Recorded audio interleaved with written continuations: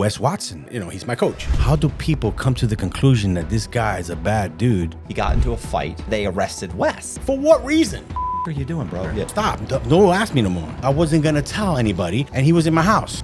I was born in the Bronx, like third year in college. I left, never went back, and I started stripping.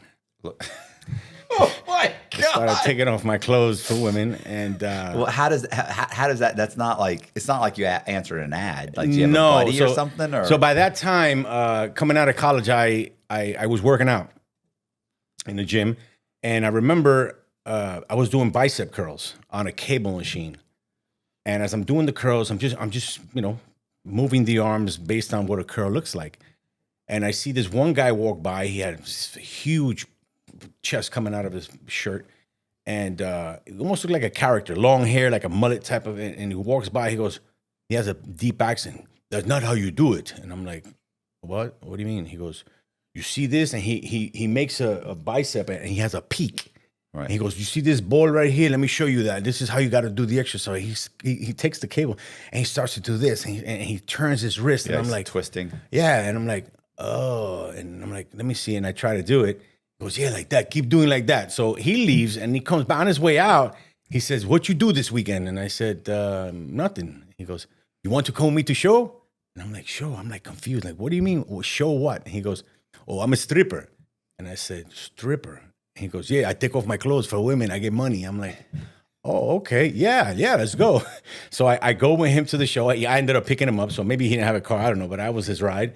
And it was the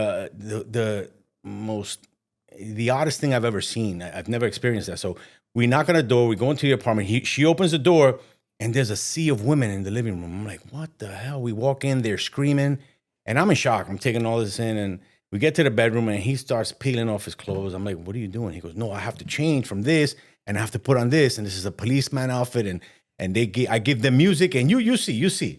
So I'm watching this guy, and he's getting dressed. He's got his outfit on, and I'm like, okay. He goes, okay. Here's the tape. It was a cassette. That's how long ago. Here's the tape.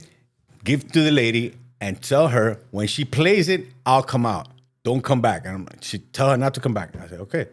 So I go out. I said, listen, he wants you to put this on. When the music starts and he hears it, he'll come out. She goes, okay. Music starts. He starts marching out, doing this thing. And when he comes out to the living room, all the ladies erupt. Like, they are just going, but I can't wait to get their hands on this guy. And I'm like shocked. I'm like, I don't even believe this kind of thing exists, because it was my first time. And I was like, oh my God, they're tearing at him. And he can't even do a show. He's trying to take off his outfit, and they're just helping him out. And I'm like, wow, what the? And, I'm like, this is just amazing. So I was so impressed, and I was so like, and then the dollars are flying. And I remember he told me inside, when they throw the dollars at me, take them, because they'll take them back. And I'm like, okay. So I start collecting the dollars, and I'm taking them like packs into the room and dropping them in his bag. And I'm coming back out and picking up the dollars and going back. And so finally he's done. He goes to the room. I go to the room, and I'm like, damn, man, he goes, you like it? I'm like, yeah, whoa, that's crazy. He goes, go get my tape. Because, I don't want to. He had like 2 more after that. I said, all right. So I go out, I get the tape. She gives me the tape, and she goes, hold on a second. And the girls are like, well, what about you? And I was like, no, I don't do this. It's not my thing. And they were like, oh, yes, you. And they grabbed me, they pulled me to the floor, they took off my clothes. And I was like covering myself, and they looked at me, and I was so nervous, but they were so pretty that I started to get aroused. Right. And I'm like, oh, damn. And I was trying to push it. And then I kind of like skipped away to the room, and he goes, what happened? I'm like, bro, they just threw me on the floor. They took my clothes off. He goes, you have a problem? I'm like, yeah, I have a problem. Anyway, he gave me some of his clothes, because they ripped my stuff. I mean, it was just ripped. They were sad. And then, it came to me that the recipe is a bunch of women in one place together drinking. Right. It's a disaster. Savages. They just like throw caution to the wind, and they do everything. Anyway, he gets dressed. We go to the next one. The same thing happens. It was just like, wow, this is. And then the third one, he tells me at the end, he goes, you know what? Maybe you should do this. And I was like, I don't know, man. It's just like, I'm shy. I'm not like the kind of guy that's into that. I'm a shy kid, And he goes, I'm going to get you into this. And so, that's how I got into it. We went to a show the following week, and he goes, "You're dancing today." I'm like, "What?" He goes, "You're dancing today." I'm like, "No, I don't have it." No, He goes, "I brought an outfit for you. You're gonna be construction because it was very minimal. It was a hat, a pair of broken shorts, a tool belt, and a tank top with some boots. The village people. That's it, that kind of gay shit. And I was like, "What the hell? What are you talking about?" He goes, "Yeah, I got you some music, and you just got to figure out what name you're gonna use." I'm like, "Well, I don't have a name, man. What name? That's important. Because I can't just bring you out as Tony." And I was like, "No." Anyway, couldn't figure out a name. He told the lady I was the Latin lover. All right, well, whatever. So she brings me out. I go out. Within 5 minutes, they had pulled everything off. I came back in. I made my tips, and I was like, "Wow, this. I think I could do this. This is pretty good." He gave me $75 for that 30 minutes. I'm like, "Not bad." He goes, "Next week we got a gig. I want you to bring an outfit. I want you to do your thing, and it's just serious. You're now official for next week." So You're now a professional. That's Here's it. your card. That's it. You got paid. You're now a pro. I'm like, okay. So all week I was thinking about what's my thing gonna be. I didn't have much, so I go in my closet. I had a leather jacket, a motorcycle jacket, and I had some pair of leather pants, old leather pants, and a pair of boots. I said, okay, fuck it, I'm gonna use this. And then I had a pair of mirrored glasses. Mirrored. I chose mirrored because I'm shy. So as soon as I look at somebody in the eyes, I want to look away.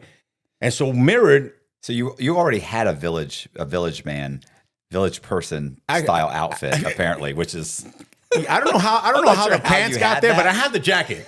I thought the jacket was cool. I go to the gig that night, and he goes, "All right, you'll go out first. I'll go out second." I'm like, "Okay." So I'm getting dressed, and I remember clearly the door was open for some reason, and I'm looking in the mirror, getting myself ready. I'm putting on my jacket. I put on my shades, and I'm just making sure I look okay.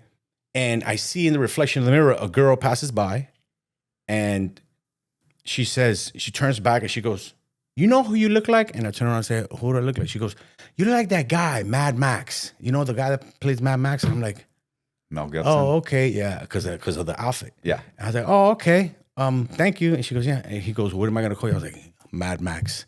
And so that became my name for the following 20 years of stripping, Mad Max. That's how I got that. But then, yeah, it was every weekend. I would have 5, 6, 7 shows. I'd come home with 15, 16, 1,700 bucks. I'd always leave my tips in the bag. So at the end of the week, I'd emptied out the bag full of tips, and I had like a couple $100 in tips in the bag. And that was all I was making a living out of, and it was a lot for the time, my age and stuff like that. But it was good, man. It was really good. Think about it. It was pick of the litter. Good life. It was the pick of the litter, man. And everybody, I was like, "You're hot. You're coming." And okay, let's go. Yeah, it was pretty cool. I had the police officer. Mm-hmm.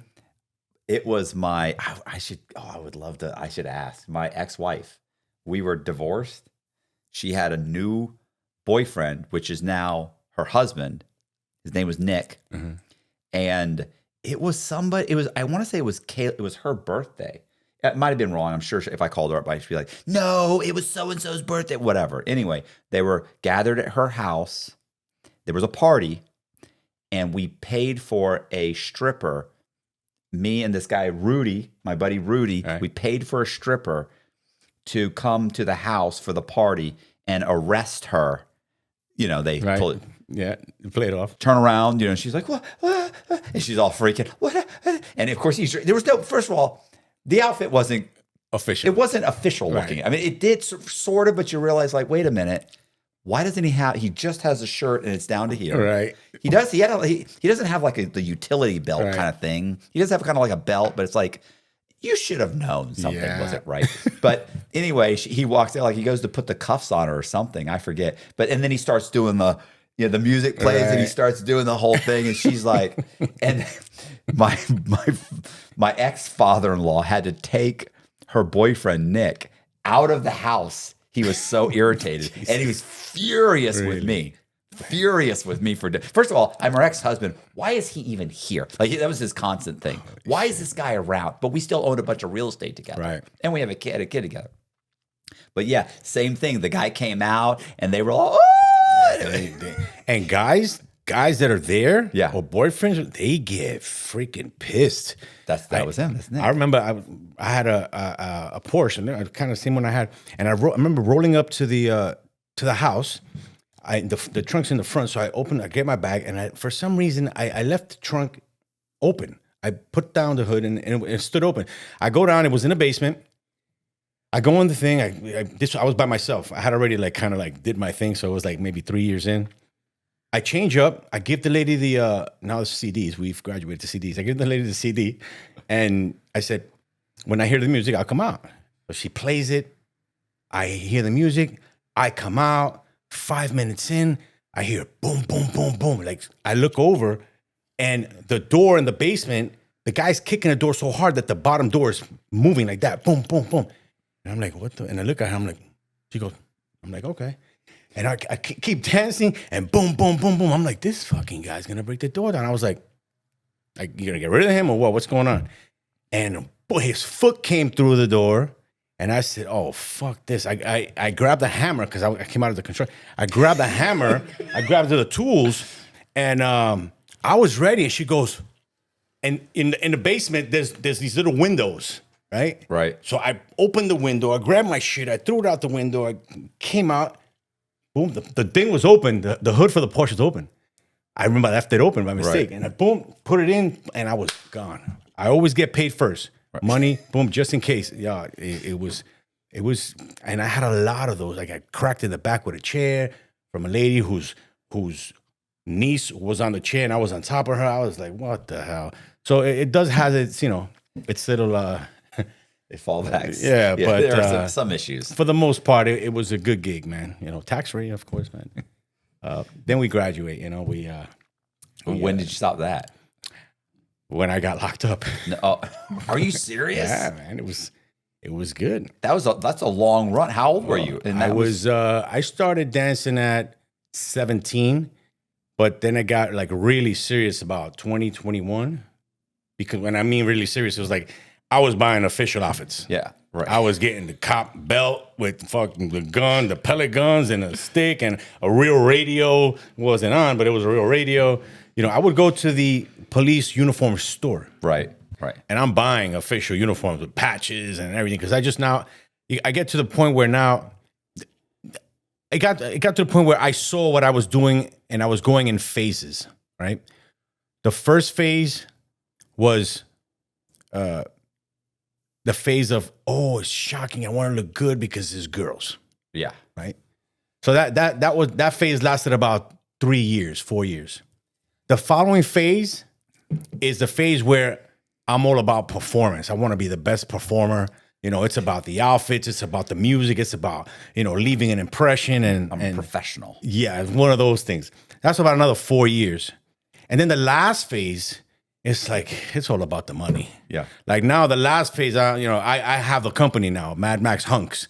And so now I'm getting called, hey, Do you have guys working for you? I was. I didn't know. Yeah. I was sending. I had about maybe 8 shows, so I would send 8 guys out. I charge $175, give them 75, and keep 100 every week. Every weekend, yeah. Oh, okay. Yeah, every weekend. So it was just on the weekends, Thursday, Friday, Saturday, and Sunday. So I would distribute those shows. They'd have to send me 100, the deposit, and then the pickup was theirs to keep. Okay. Right. So, I wouldn't have a problem getting my money. Yeah. Incentive for them to show up. Yeah. Correct. And so, a lot of the times, because it was my reputation, I've been doing this for 8 years thus far. Every time I would send somebody, they'd open the door and you're like, who are you? Yeah, we called Tony. We wanted Tony. And I remember one guy telling me, you know what the bitch told me? I'm like, what? She goes, she looks at me up and down and she goes, you'll do. Come on. I almost had a heart attack laughing. And, it was, I didn't tell them that I was an agency. I would just send guys, And I was like, yeah, just tell her that I couldn't go. What are they going to do? Yeah. They're there for a purpose, for a guy to get naked, for someone who's getting married. It's a birthday, it's a divorce, whatever it is. But, that it went in phases. But I particularly remember doing a show and I was Zorro. I had called Zorro Productions. I had the Zorro sword. It said Zorro inscription, everything. Boots, I had the hat, the mask, everything was official. after the show, a lady comes up to me, and this was in a club. She goes, "Oh my God, that was so real." I was like, "I got an idea." And I was like, "Well, what's your idea?" She goes, "You should go and get a Spider-Man outfit." Because the movie had just come out. I was like, "Oh, Spider-Man outfit." She goes, "Yeah." I'm like, "Okay." Oh, what does Tony do? He goes out and he goes downtown to where they have this, do the Spider-Man shit. So I went and I found a spot where they did this, found the Spider-Man outfit. So the guy says, "Yeah, we can do the outfit for you, but we can't put any logo, the spider, and because all that's trademarked." Right. I'm like, "All right, so how much is it gonna?" He says, $1,200. We'll do it for you and everything. So I went to go pick it up. It had 2 zippers from the neck to the shoulder, and from the headpiece from here back. Then at the end of the headpiece, it had a loop, and you loop it here and loop here. And so he goes, "Okay, put it on." I put it on, and he says, "Stand with your arms out." So now he starts with the airbrush etching abs on the outfit. And I'm like, "Oh, this is how these guys look buffed on the movie theater." Right. Like, all right. So what he didn't know was that I'm an artist too. I draw. So I went home. I bought a action figure of Spider-Man, and I drew the spider on, from foam board. Right. And I took it back, and the guy sewed it on for me. And so now I had that outfit. I go and do a Spider-Man show. And in the daytime, I started doing kids' parties as Spider-Man. So I'm stripping at night. I more than made the investment back. And it was, in fact, like 3 years ago, I still had that outfit. And 3 years ago, I gave it to one of my boys to use in my son's party as a Marvel party. I came out as Iron Man. I had a friend in the gym who came out as the Hulk. And he used the Spider-Man outfit that I bought like 20, 30 years ago. Right? Yeah, it was cool. What? So how'd you end up getting in trouble? How'd you end up in prison? Man, I had a friend. it's always because of a friend, bro. It's always because of a friend. I had a friend, he was one of my best friends. He was like a brother to me. His name was George. And, he was, he was the kind of guy who always, was on, he was that guy. He had the money, he had the Porsches, he had everything. The thing is, he had everything that I saw that impressed me that I wanted, and I had everything that he wanted that impressed him. I had the girls, I had the dancing, I had the clubs, I had all that kind of stuff. So we started hanging out. He would come to my shows with me. I would hang out with him. It was one of those relationships. We got really, really close. Then I had a house in Miami here that I had purchased off of my uncle passed, so I had to buy one of my cousins out, and I purchased it. So I had the house, and he would come down here with me, and he said, "Hey, Tony, let me stay in this house, and I will take care of the second apartment," because they were renting, so they would pay him the balance, and he would send it to the mortgage company, and I'd stay here, and I'll just take care of the mortgage. I was like, "All right, I'll go to New York, and any issues, you just call me, and I'll drive down, and we'll fix whatever happens." So fine. He was in one apartment. He was collecting my rent from the other apartment. He was paying the mortgage. He was doing everything right. One day, I'm laying in bed. It's about 2 a.m. And I get a call. I pick up the phone. I'm like, "Hello?" He goes, "Tony." I'm like, "Yeah." He goes, "It's George." I'm like, "What's up, bro?" And he says, "Bro, I need your help." I'm like, "What's up?" He goes, "I need you to come to Miami."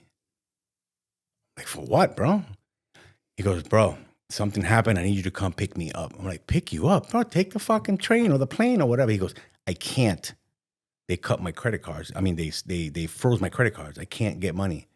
I'm like, "For what?" I was like, "You know what? The feds." Right. I'm like, I'm trying to figure it out. I'm like, "Bro, like, are you fucking?" So I'm like, "You know what?"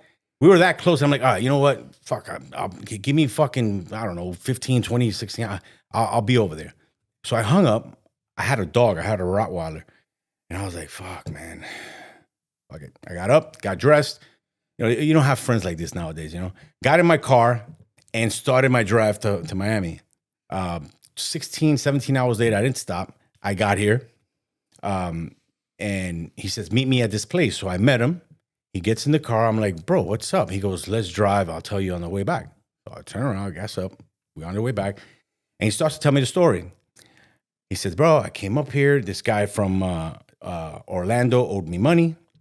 And he calls me and says, 'Hey, come pick up your money.' And he goes, all right. He owed me $30,000. So I go to pick up my money. When I pull up, I get out of the car. The guy that owes me the money is leaning on his car, facing away from me. Now, the guy had a big, you know how back in the day, they used to wear those jerseys really big and baggy, basketball jerseys. He goes, he had a basketball jersey on, and I went behind him, and when I called his name and he turned around, I guess it wasn't expecting me so early. He turned around and he went under his shirt to grab a pistol, and the pistol got caught in the jersey. And when I saw that, I rushed on top of him and grabbed the pistol. And I was so angry, I pulled the pistol out and I pistol whipped him on the head. He falls on the floor. I kept hitting him in the head with the pistol and then dragged him into his music studio. Apparently, the guy did music. Mm-hmm. He was a producer and he had a music studio. In the studio, I continued to pistol whip him because I was so angry. And at one point, the guy tried to block the gun and the gun went off and hit the kid on the shoulder. Kid started bleeding. He was pleading, please let me go to the hospital. Let me go to the hospital. So my friend was scared. And he said, I let him go to the hospital.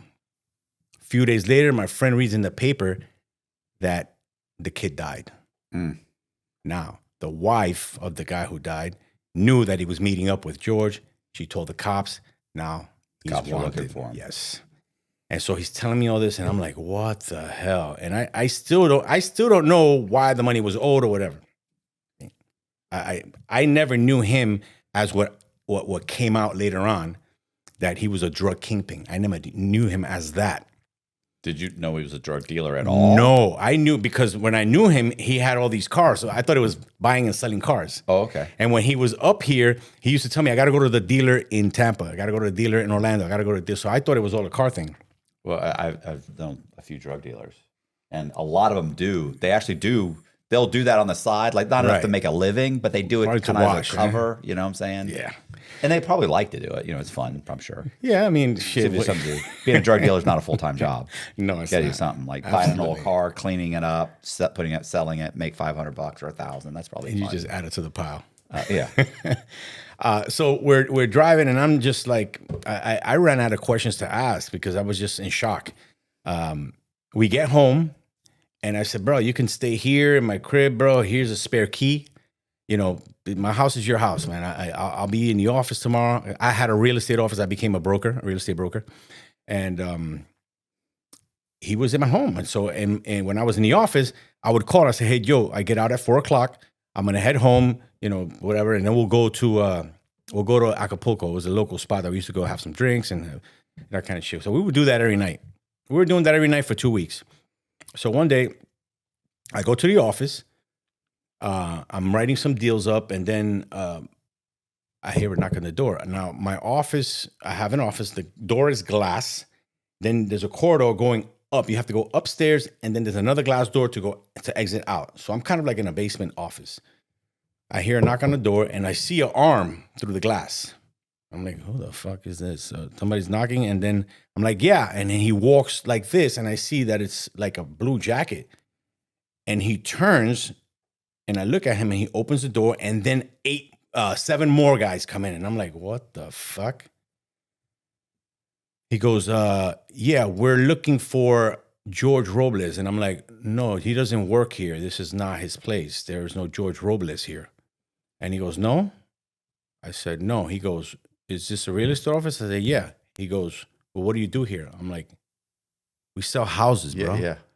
And he goes, yeah, I know you sell houses. I'm like, so why are you asking me that question? He goes, because you have your sign on George Robles' house. George had asked me to sell his house to try to liquidate because all his stuff was locked up. And so I said, yeah, this is what we do. We sell houses. And he goes, so how did you put a sign on George's house if you don't know where he's at? I said, I just listed the house. Yeah, because his mother gave me the key to list the house. And he goes, really? And you haven't seen him? I was, no, I haven't seen him. He goes, so why is his name written right here on your desk? And yeah. And I said, well, I had to know his name to turn off the FPL, the Con Ed, that's what they call New York, the lights. And he goes, really? And then some big goon guy that came from behind, he came up to me, he picked me up off my chair, bang me on the wall. All my certificates and all that shit falls on the floor. He goes, listen, you fucking punk. We know you know where he's at, and you're going to fucking take the fall for this. You better fucking tell us where he's at, or your friend is going to die. And I said, he ain't going to fucking, he's not going to die because you're not going to find him because I don't know where he's at. Right. And he, the other guy pulled him back. He put me down, and then the other kid goes, look. Good cop, bad cop. Bad cop. Yeah, that shit. Okay, so you're the good cop. Okay. He goes, look, we don't want you. We just want him. Just give us, your guy, and you can go away. You can, we're not interested in you. Look, we know you have a Porsche. We know you have a boat. We know you have a house in contract. We know you have a pretty little blonde girlfriend. I'm like, what does that have to do with anything? He goes, because we've been watching you. And I'm like, and did you see George? She goes, no, that's why we're looking for him. I'm like, so why do you think he's with me? And so I said, I don't know where he's at. I'm not going to, if I know where he's at, I'm not going to let you know. So go find him. I don't know where he's at. All the while he's in my house. Yeah. Not good. I'm like, it's not a good situation. No, it's not. Those are some bad decisions on your part, by the way. But, my dad always told me, never rat on your fucking friends. The old story, right? Don't fucking rat on your friends. That's not what we do, blah, blah, blah. So I said, I don't know what the fuck that's okay. But I'm with you. I hear you. Right. You better start picking better friends then, because this guy's going to get you in 100%. 100%. And so I said, fuck. And then I stood there, and they all marched out. Now I'm sitting at my desk. I'm like, what the fuck just happened?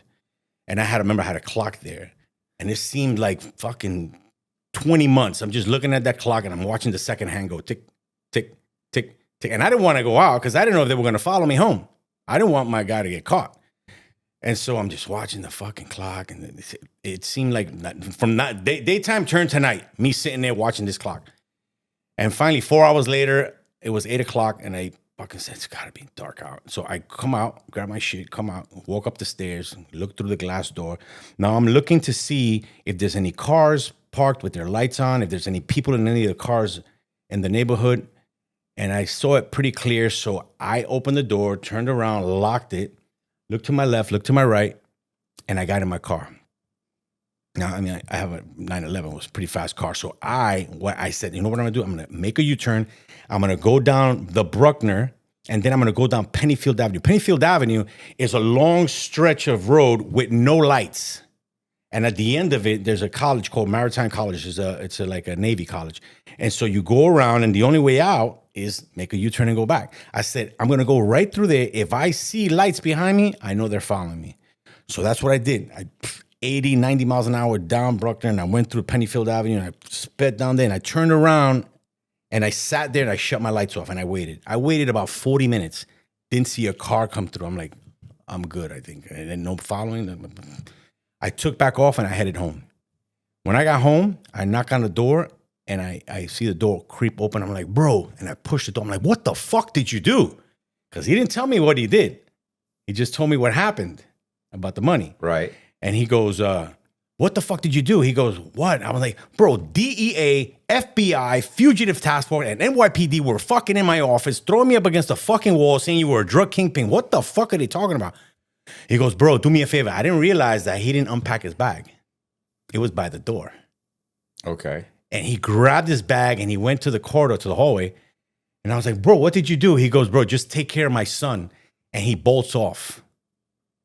He bolted off. Now in the projects, I was living in the projects, there's 2 stairways. One leads to the front and one leads to the back. He was going down to the front. And I was like, bro, don't go out that way, because if you go to the front and they follow me, they're going to get you. Go out that way that leads to the back, and you can fucking bounce. So he went through the back, and that was it. I didn't see him or hear from him maybe about 4 weeks, 5 weeks later.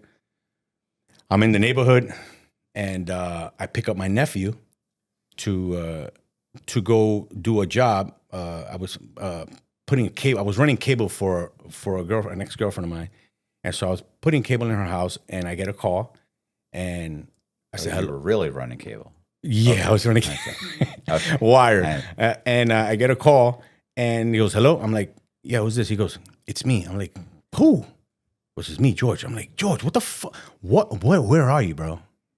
And he goes, "Bro, I'm not going to tell you because I don't want to get you involved." I'm like, "I'm already fucking involved, man. They got fucking cops fucking watching me right now. Just tell me what happened, bro. What did you do? Talk to me." And he goes, "I just need $30,000. I just need money." He goes, "I need money. I'm like, but I don't have no money. Mhm. And he goes, okay, no, here. Somebody owes me $30,000. I'm like, okay. And he goes, I need you to meet the guy, pick it up for me, and then I'll tell you where to take it. And I'll just drop it off, and then they'll bring it to me. I'm like, bro. He goes, please, bro, I have nobody else. So, I mean, he was like my brother, you kind of like fucking feel bad. And I'm like, all right, give me the number. So I take the number down. I was like, call me back later. He goes, I'll call you later. Hang up. And I call the number and I'm like, yo, can I speak to so-and-so? He goes, his name is Harish. Can I speak to Harish? And he goes, yeah, it's me. I'm like, listen, I'm calling about George. He says, you got money for him? He goes, yeah, man. Do me a favor. Meet me at this place at this time. I'm like, all right, it was 7 p.m. I'm like, all right, I'll see you there. So I'm with my nephew. Nephew's like 16 at the time. And I'm like, yo, Jay, let's go. And he goes, where we going? I'm like, I got to go meet somebody. And then we'll go home. And he goes, okay. So I get in a car. I go to, it was in the Bruckner Plaza we were supposed to meet. I drive to the Bruckner Plaza. I roll in and I see a silver Mercedes. And so the Mercedes is parked here. I roll in head on and I park door to door. And I roll the window down and he rolls the window down. And I look and he goes, George? And I'm like, yeah, for George. And he goes, yeah, come on. And so I open the door. But before I open the door, I tell my nephew, Jay, here's the license plate. Here's the phone number for the guy. If anything happens to me, tell your mother that I'm sorry to get you involved, but this is the guy that did what he did. I was ready for anything. So I got out the car, get in his car, passenger seat, and I close the door, and he looks at me, he goes, what's up? I'm like, what's up? And he goes, bro, I know you from somewhere. I'm like, no, you don't. You got the money? And he goes, no, I know you from somewhere. I was like, nah, man, I don't know you, and I don't hang around with this kind of element. Right. And he goes, nah, man, I know you. You were Zorro in my cousin's wedding. I said, oh my God. I tried to hold it in, but I couldn't. I'm like, what are the fucking chances that this fucking guy recognizes me? And I'm like, oh yeah, man, that was a long time ago. He goes, yeah, that was long. He goes, fuck, I knew you. I was like, yeah, that was a while ago. Yeah. And I remember, the thing is, I remember the address. It was on Black Rock Avenue. Right. I was like, holy shit. I was like, look, man, just you got the money. I gotta get out of here. He goes, nah, man, my boy's supposed to come and drop it off. I'm like, bro, is somebody else now? What the fuck? I thought you had the money. He goes, nah, man, yo, so where's George? And I'm like, bro, I don't know where George is. And if I knew, I wasn't gonna tell anybody. The fucking cops wanted George, and I wasn't giving it to him, and he was in my house. Right. So stop. Don't ask me no more. He goes, all right, man, I'm gonna call this guy. You know what? I'll have him drop it off. I'll call you when he gets here. Why did I come here? Exactly. So I opened the door, closed the door, got in my truck, I'm driving, and I'm replaying the whole thing in my mind. So I'm on the highway, and I'm replaying it, and I'm like, fuck, Jay. He goes, why? I'm like, this shit doesn't make sense. I came to get money for this guy. The guy didn't have the fucking money. He got away from somebody else. Why didn't he call the other guy to meet him here? And so all this is going on in my head. And in the thought of all that, I look up, and I'm almost missing the exit. And so I look back. I cut all the way across the 4th lane. And when I look back to see if everything is clear, another car did the same thing. And I'm like, oh, shit. He goes, what happened? I'm like, I think somebody's following us, man. Is your cousin? You tell your cousin this? My cousin, yeah. My nephew. Nephews. And he's like, why? I'm like, bro, I just cut over. A car did the same thing. Exact same thing. It wasn't like from lane 1 to 2. It was from 4 to 1. I get out. I said, all right, I'm going to make a right, another right, a left, and a right, and stop in front of the liquor store. We'll get a bottle, and we'll go home. He goes, okay, bro. And I'm like, fuck, this guy made a right, bro. He made a left. He made a right, bro. Jay, I think he's following us. And sure enough, when I pulled up in front of the liquor store, a green Cherokee blocks my car, and all 4 doors open up, guns out, pointing the gun at the car. Get the fuck out the car. Get out the car. And I'm like, what the fuck? I remember I was eating a piece of grilled chicken. And I went like this, and the chicken stood in my mouth. He opened my door. I got out of the car with the chicken. And the big dude was there. He goes, I told you I was going to get you, you fucking asshole, just like that. And I was like, this mother. So they take me downtown. I think it was a DA's office. They arrest my nephew. And we're there, and the guy was like, you're going to tell me where George is? I'm like, do me a favor. I'll tell you everything I know. let my nephew go. He has nothing to do with this. He goes, let your nephew know? Let your nephew go? I'm like, yeah, let my nephew go. I'll talk to you. They let my nephew go. They give him the key to my Benz. He's 16. He doesn't have a license. He doesn't know what the fuck to do. He never driven a car. Later on, from what I heard, from what he told me, he goes, bro, I put the key in the car and I was like the video game. I drove to the corner and I just called Barbie. Barbie's my sister. And I told her to come pick me up. And what happened to you? So we're going back now. And the guy says, all right, come out. And I come out. They put me in the room. He goes, so now tell us. We let your nephew go. Tell us where George is. I'm like, I'm telling you everything I know. I don't know where George is. All right. And he goes, you fucking asshole. I'm like, I don't know where he's at. You want me to tell you the truth? If you want, go to my house. He's not there. I don't know where he's at, guy. I said, and if I did know, I wouldn't tell you. You asked me to tell you everything I know. That's all I know. And they were pissed. So I said, you know what? Just call my attorney. Now, when I was with George coming back from Miami, he goes, bro, if anything happens to me, here's my attorney. And I remembered the name. His name was Thomas Lee, Morris Park. I called Thomas Lee. He shows up there about an hour later. He goes, listen, don't say anything. I'm going to get you out of here. He gets me out. I go to his office the next day. The first thing Tommy tells me is, listen, if you're going to rat, I can't take your case. I said, bro, I called you because I'm not a rat, number one. Number two. Would be out of this already if you were ready to fucking cooperate. They took him. He gave me your card to call you should anything happen to him, but it's happening to me. So I need you to help me if you can. He goes, okay, I just want to let you know. I don't deal with rats. I'm like, I'm not a rat. Fine. He goes, this is the price. Fine. I give him the money, and he starts to do his work. What have you been arrested for, by the way? Nothing. Not cooperating with the authorities. I'm not obligated to, even if I know Colby's going to rob a bank tomorrow, I'm not obligated to tell anybody about it. That's what I thought. Get ready for this.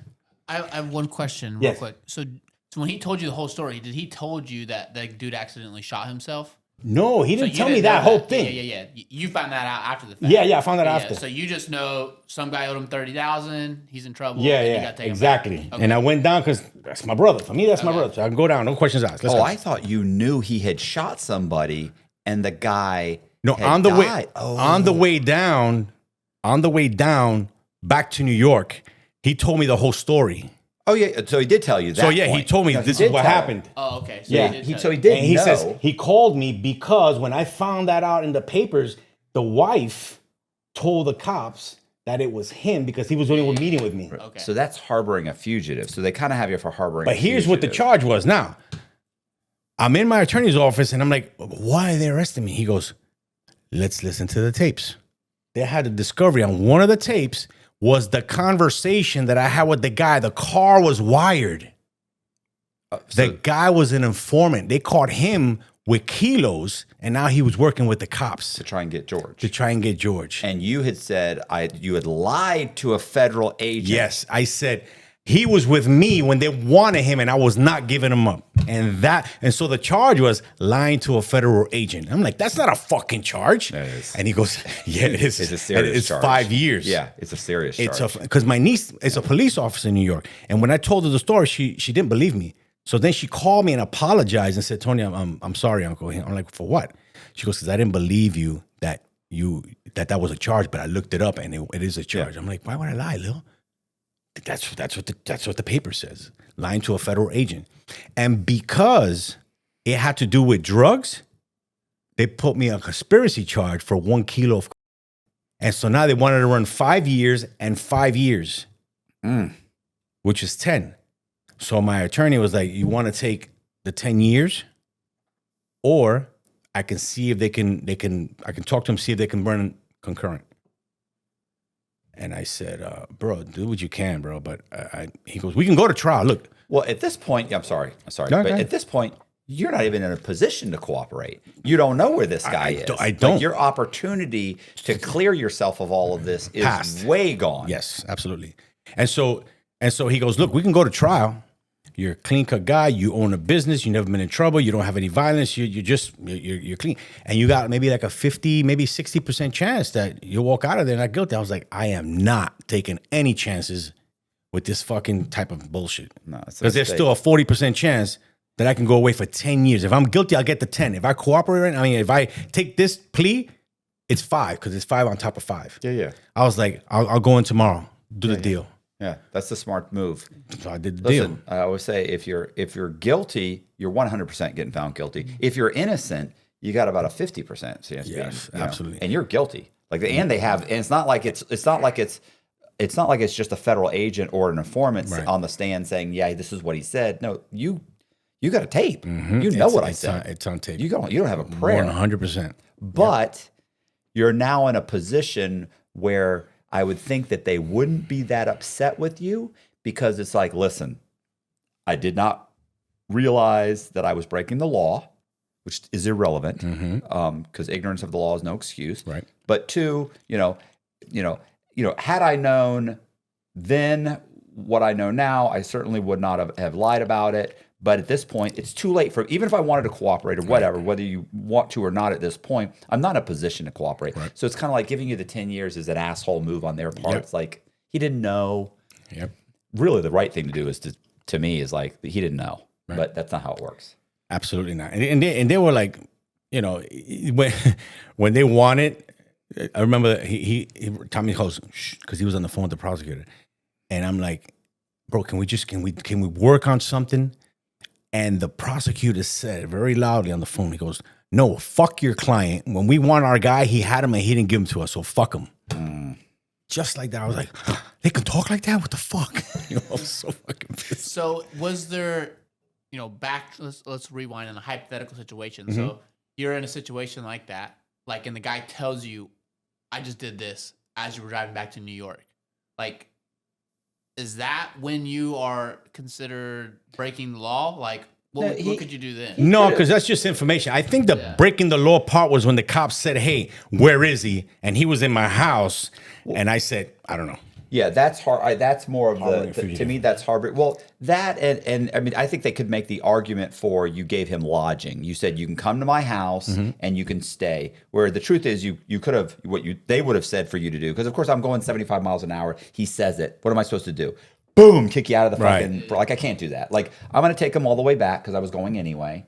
So I'm gonna stop, and then when he says, "Hey man, I'm gonna stay at your place," then it's gonna be like, "Listen, bro, I can't do that. I will drop you off somewhere." But that's the best I can do. Right. And if I'm asked about you, I'm just gonna not say anything because the moment they say, "Do you know where he is?" I don't. Because you don't really know where he is. Right. But the truth is, they could make the argument is you dropped him off somewhere, so you kind of know where he is. You know where you dropped him off. Like, the truth is, you're better off to say, "Listen, bro, I just don't want to talk. I don't want to answer any questions." Right. But the moment you said, "Look, you can stay at my place," and then if you buy him a meal, if you start contributing towards his, went out to eat with him, you brought him somewhere to eat. Like, you've got a roof over his head. You're feeding him. You're moving him. You're harboring a fugitive, and you're lying to the people looking for him. You're harboring him. Yep. That answers. I was kind of wondering when the line was crossed. I'm surprised that harboring a fugitive wasn't the charge, and the real charge was lying to a federal agent. Because that's such a lock. They gave that Martha Stewart the same thing. Oh yeah. No. Oh, I know lots of guys that are in prison for lying to. Like, they didn't get him for the Ponzi scheme. They didn't get him for the bank fraud. They didn't get. Usually, a lot of times they'll drop all that shit because this is such a lock. Right. We have you on tape, and there were 2 officers, and you lied. Yeah. Both the officers with stellar records are going to get on the stand. They're going to say, "This is what he did," and here's the tape. And your defense is nothing. Right. Absolutely did that. You're caught. Yeah. And it's a serious charge because it's 5 years. So it's not like it's 2 years. No. Fuck. It's like a mandatory minimum. Yeah, and I remember being in MCC in Manhattan. So you played to 10? You were gonna plead to 10? No, I took the deal for 5. Oh, I thought when he said fuck your client. No, when he said that when he said, look, can we get less than 5? Can we try to let's work something out? We can get probation. He was trying to he said fuck that. He said fuck your client. I thought he wouldn't even do the 5 on 5. No, he did the 5 on 5. And then my attorney, he fought to try to get me to the drug program. And I got into the drug program, so I got a little bit of time off. But I did want me they said, look, you can turn around today, and if you find him, all of a sudden he pops into your head, you know where he's at, and you tell us, you don't have to do this. Yeah. You get I was probation. like, You got bro, a year, sorry, 2 years bro. probation. Can't help you. And so they gave me the 5 years. But ironically, I'm making some phone calls. I'm following George. I'm gonna teach you guys. I was how. in MCC on Pearl Street, and I met one of the guys on my unit was Vinny Bassiano. So we're talking and shit because I know when I got out, I got a job at Fusion Fitness, which is a gym right on Throg's Neck, where in Tremont Avenue, where he's from. And so I knew his son. He was next door. He had an icy shop type of stuff, and it was cool. Everything was good. And so when I got there, we were talking and we were bullshitting, and maybe I would say 4 weeks in, they pull him out. They're like, Bassiano out. I'm like, okay. So I would get the newspaper every day, and I got the newspaper that morning, and I opened the newspaper, and on the front page is my attorney. My attorney was Vinny's attorney, and my attorney got caught with messaging, getting orders to have somebody killed. So my attorney... How long ago is this? 10 years ago? I was there 2004, 2005, 2004. Thomas Lee. Shoot. What, hold on. Let me, oh man. So Thomas Lee ends up going to witness protection program. He loses his license. He fucking, the whole shit. So now I don't have an attorney. Was this him? No. No. Oh, okay. No, that's not him. Okay. Well, this is another attorney. Listen, apparently these New Jersey criminal defense attorneys, like this guy, this guy actually was ordering murders. He was ordering murders and shit. This is what was it? It was a defense attorney that when these guys are gang members are going to trial, and he's like, look, we're going to trial, boom, boom. He's like, listen, but if Jimmy doesn't testify, there's no case. Right. And so he's basically telling them, you need to kill Jimmy. So he's doing this a lot, and apparently they get him, and then all the gang members roll over on him. That's insane. Wire up. They get the lawyer to talk about the. Yeah. So my lawyer, my attorney turned out to be a rat. He asked me not to be. Right. Of course. And keep in mind. Think about the credibility when he says, "Look, if you're going to cooperate, I can't take your case." You'd immediately think he's absolutely against this. Yeah. So he's solid. Now, first of all, nobody thinks their attorney's going to be cooperating anyway. Right. Why was he cooperating though? What would they have on him to get him to cooperate? Because Bassiano had told him something about that somebody had to go, and he knew. Sounds very similar. Yeah, similar. I don't know the conversation, but it came out in the paper. That it was in the New York Post. It came out in the paper, and I kind of forgot the gist of it, but it would have to do with that subject. And so they grabbed the attorney, they arrested him. And they said, yo, you have to do this and that, or if not, and they put him in witness protection. And they gave him a new identity. They moved him out. They did all kinds of shit. I'm like, what? Might have been in there with Jim, with Gene Barrera. Probably. Gene probably knows him. Yeah. It's like, I know well, if Gene was Vinny's, they were, because it was the same Banana Crime family. Yeah. It was the same thing. Gene's got to know. He's got to know Tommy Lee and what he did. Gene's good for some more stories. Right. He's probably he's hiding some. He probably has some stories he didn't know about. He didn't even think about. He's like, oh yeah, I remember him. Come to think of it. Yeah. Yeah. I have a question real Yeah. quick. So at this time, you being locked up, George is still. He's free. He's free. I bought George another 4.5 years freedom, and he hadn't even sent me a dime for commissary. No. Listen, I always say that. I always say that. Like, guys will not tell on somebody, they'll not cooperate, and that person doesn't send them a fucking dime, doesn't stay in touch with them. And then when those people get caught, they turn on them. I mean, we're boys. I love you. You're like my brother. But send me $1 so I could buy a bag of fish, dog. I mean, did he stay? Do you know that? Did he stay in no the New York area? He went out of the country. How'd that happen? His fucking. I think he went through. He didn't take a plane. He went through illegal. In a van and a truck somewhere to cross the frontier, whatever the fuck. But he was gone, right?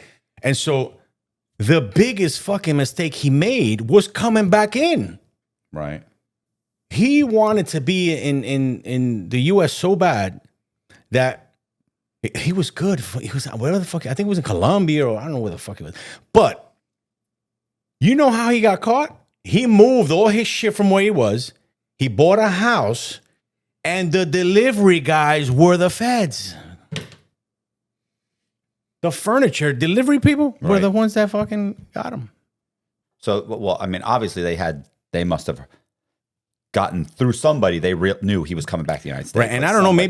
Maybe it was the paperwork he filled out. Maybe the alias he had was burned. I don't know how they found out. Where did he, when he left the country, do you know where he went? It was either in Colombia or maybe Mexico, because I know he had a Colombian girlfriend. When we were hanging out, his girlfriend was Colombian.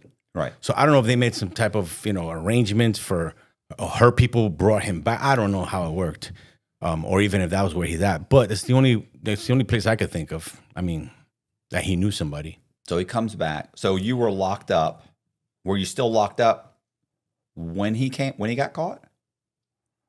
Yes, I was locked up when he got caught. Okay. Yeah. I was locked up. In fact, I had 4 months to go before I found out he was locked. That they caught him. Okay. So I remember they gave me notice. They said, Torres, I think they said 120 days or something like that. And I already knew. So then I don't know who I called, but I called and they said, hey, they caught George. I'm like, what? He let himself get caught. How the fuck do you do that? Like, you're free, and they caught him. And they gave him life. Did he go to trial? He Uh, must have gone to trial. Right? He had to have gone to trial. yeah, right? he blew trial, I think. Yeah, because, I mean, yeah, there's no way you don't go to trial. If you're burnt already and you're fucking guilty and they know you're guilty, I'm gonna take my chance of going to trial. So he must have went to trial. All right. Yeah. Well, I was going to say, you're not pleading guilt. Nobody's pleading guilty to a life sentence. Right. So you had to have gone to trial. Yeah. Like, okay, give me life. Like, Yeah. no, I'll go to trial. I got a chance of getting 20 years. At least I can tell my side of the story. Right. And so, like, I always remember that when he left my house that day, he said, take care of my son. Mm-hmm. I have a relationship with his son. Okay. His son is a New York State trooper. Whoa. Yeah. And, since he was a kid, since he was a baby, I remember holding him in my arms with George in front of me, And so the kid's like, I feel like he's like my son. And he texts me, from time to time, Uncle Tony, I want to go to Florida. I'm like, come down, you can come stay with me. I don't give a shit, stay with me. But I remember distinctly being in New York, upstate. His father was already locked up, and he was younger. And he says, what happened with you and my dad? And I sat down. It was one of those, conversations you knew one day would come, but you didn't know how you would handle it. And so I said, look, what did he tell you? And he was like, no, he just told me that, he doesn't talk to you. And I'm like, well, here's what happened. I love your dad. He's like my brother. I still love your dad. That doesn't go away. The situation's messed up, but here's what he did. And here's what I did. And I tried and I hit him. And I didn't want him to go away. I loved your dad. Like, he was my brother. And then, but this is what happened. And he understood, and, he hugged me, and a great kid.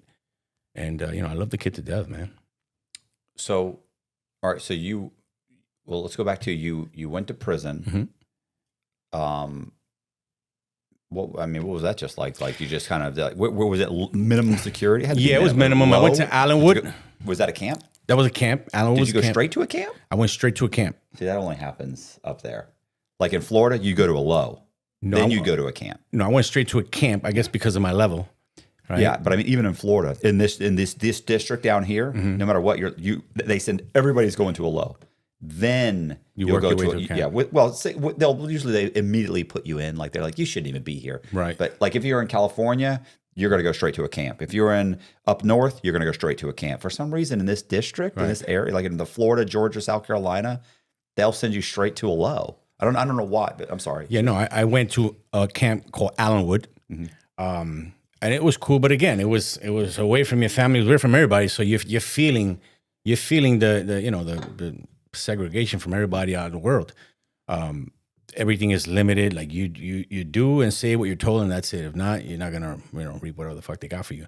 But at some point, I think it was maybe like 6 months in or a year in, they closed the camp, and so they sent me to a medium, Allenwood medium, because Allenwood has all levels: camp, low, medium. And so they put me in a medium for about 6 months, and that was worse. Yeah. But it was good in the sense that everybody that was in the camp with me went to the medium, so there was familiarity there. And then 6 months after that, they sent me to Lewisburg. Now, the only thing I know of Lewisburg is that's where murderers are at. That's I'm like like, a pin. what the fuck are they putting me in this place for? They send you to camp. Yes, but in the beginning they put me in the hole because they didn't have beds. So I was in the hole for like, I don't know, 2-3 weeks. You can't tell days from the nights there. And you're rolling up and you're looking at the building. And I'm like, this shit looks like Shawshank Redemption. What the fuck is gonna happen now?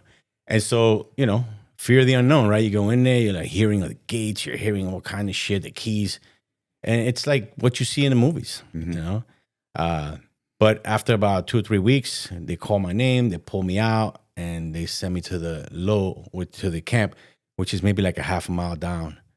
And then in the camp, it's like you're living in those stainless steel kind of like barns, the really big ones, those man-made things. No insulation. It's just metal fucking with beds. I'm like, wow, this is like a concentration camp. This is fucked.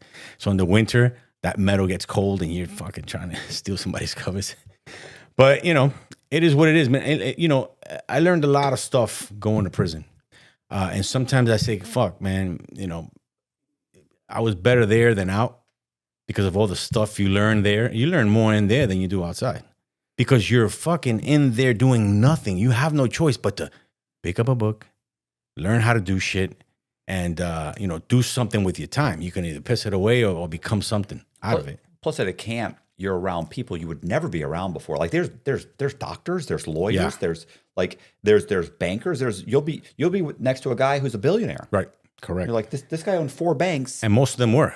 Yeah, and so you're like so you have a chance to mingle with guys that that you would never talk to before. Yeah. And the thing is, they all have a plan of what the fuck they're gonna do when they get out. Right? Yeah. Oh, I got this, I got that. Everybody's got everything when they're inside. But when you look in the commissary, everybody's got $250. You can't get no more, no less, no matter how rich you are, right? And so I guess that they fucking even out the playing field there. I used to say it's a great equalizer. Prison is a great equalizer. It puts everybody at an even level. No matter how much money you have, you can only live. Even if you're putting money on other guys' books, and this guy's cleaning my room, and this guy's doing this, and he's making my meals. In the end, you're just not doing that much better than me, right? It's the same. Like maybe you don't have to make your own bed, right? But you're still sleeping in that fucking bed. That's right. When we run out of money, we can't go no more. Yeah, that's it. It's $250. And so the good thing is, I learned how to play the piano in prison. There was an inmate there who was a pianist, and he was skinny. And he was like, "Can you train me?" I'm like, "I'll train you. Teach me how to play that fucking thing right there." And we had an arrangement, and it was amazing, to learn the craft there. And remember, toward the end, the counselor calls me on the system and called me to her office. She goes, "You've been a great inmate. You don't cause problems. You do your work. Everything is good. You make your fucking 12 cents an hour, whatever the fuck they were paying you. And we want to give you an opportunity to succeed outside. So we're willing to pay for your school. Get out of here. Do you have something you want to do?" I've never seen that. I don't know who that counselor was. Do you know what you want to do? And I said, at that time, I was sitting in the TV room watching the fucking Food Network all day. Right. So I said, yeah, I want to be a chef. I want to go to culinary school. They paid $40,000 for my culinary school. I graduated with a culinary degree when I left prison. New York Culinary Academy, downtown, Delancey Street. Wow. $40,000. I was like, what the fuck? So I got that out of it, And if you're good, I always say if you're an alpha male and you're self-sufficient, in the street, wherever you go, that's where you're gonna be. So I was in there and I was selling shit. I learned how to crochet, and I was selling teddy bears for fucking 40 max. Yeah. And Diet Cokes and all kind of stuff. And I would make scarves, and that was worth $40. However, there was some stamps, and so you make your money. Yeah, there were guys in there that would run stores. They'd have like a store in each unit. They were sending $1,200-$1,500 a month home. Yeah. And when I say a store, it means like you have in your locker. You're buying commissary that you keep in your locker and other guys' lockers. So if if it's 9 o'clock at night and I'm hungry and I don't have it, I can go to the store man and buy say, "Yo, bro, can I get some chips?" And they go, "Yeah." And then they give you some chips and they write it down, and you owe them the chips back plus maybe it's another bag, 2 bags of chips, or you might owe a bag of chips and a half. Like if the chips are $2, you now owe them $3. Right. And then when commissary comes around, they give you a list. Because throughout the week you run up a bill, and then they're like, "Look, you owe me $15 worth of stuff," and they'll write out a commissary list. Bring me this stuff, and you bring them that stuff. So it's a great gig if people pay. Right. But yeah, there are guys that are making so much money they're sending money back. It's crazy. Yeah. You know what I realized too, that you learn how to live on $250 a month. Yeah. That's insane. That's what I really liked about prison, was that it humbled me. You know what I'm saying? It made me, when I left prison, I realized, like, bro, I can live on nothing. That's right. Nothing. That's right. Try to do that now. You can, because, not only the little things are a little more expensive, but now you got to pay rent. You got to pay stuff. Oh, yeah. Yeah. There's no, it's funny. You would think it'd be extremely stressful in prison, but once you get in, if you're not a troublemaker, right? Like if you're not running up debts and you're not gambling and you don't talk shit about people, like those are the ways you get in trouble, right? Right.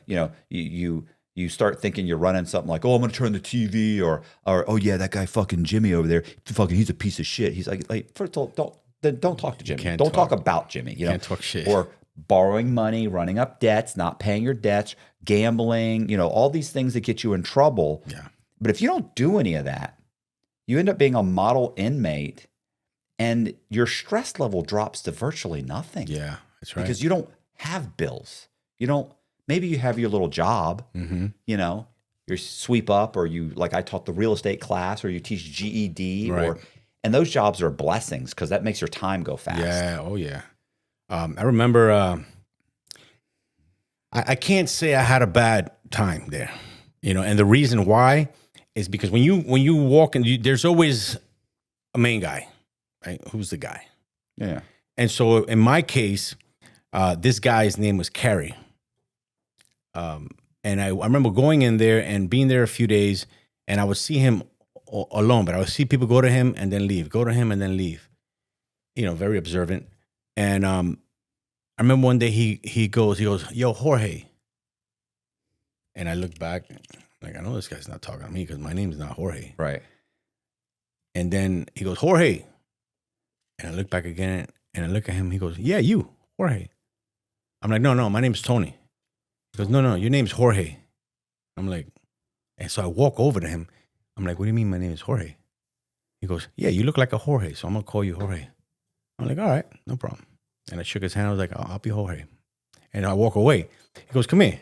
And I go over and he goes, "I got a job tomorrow in the gym." And I'm like, "Yeah, doing what?" He goes, I'm laying roof on the gym." I'm like, "All right." He goes, You wanna do it with me?" I'm like, Yeah, okay. So he goes to the counselor and he tells the counselor something, and then now I'm with him on this detail.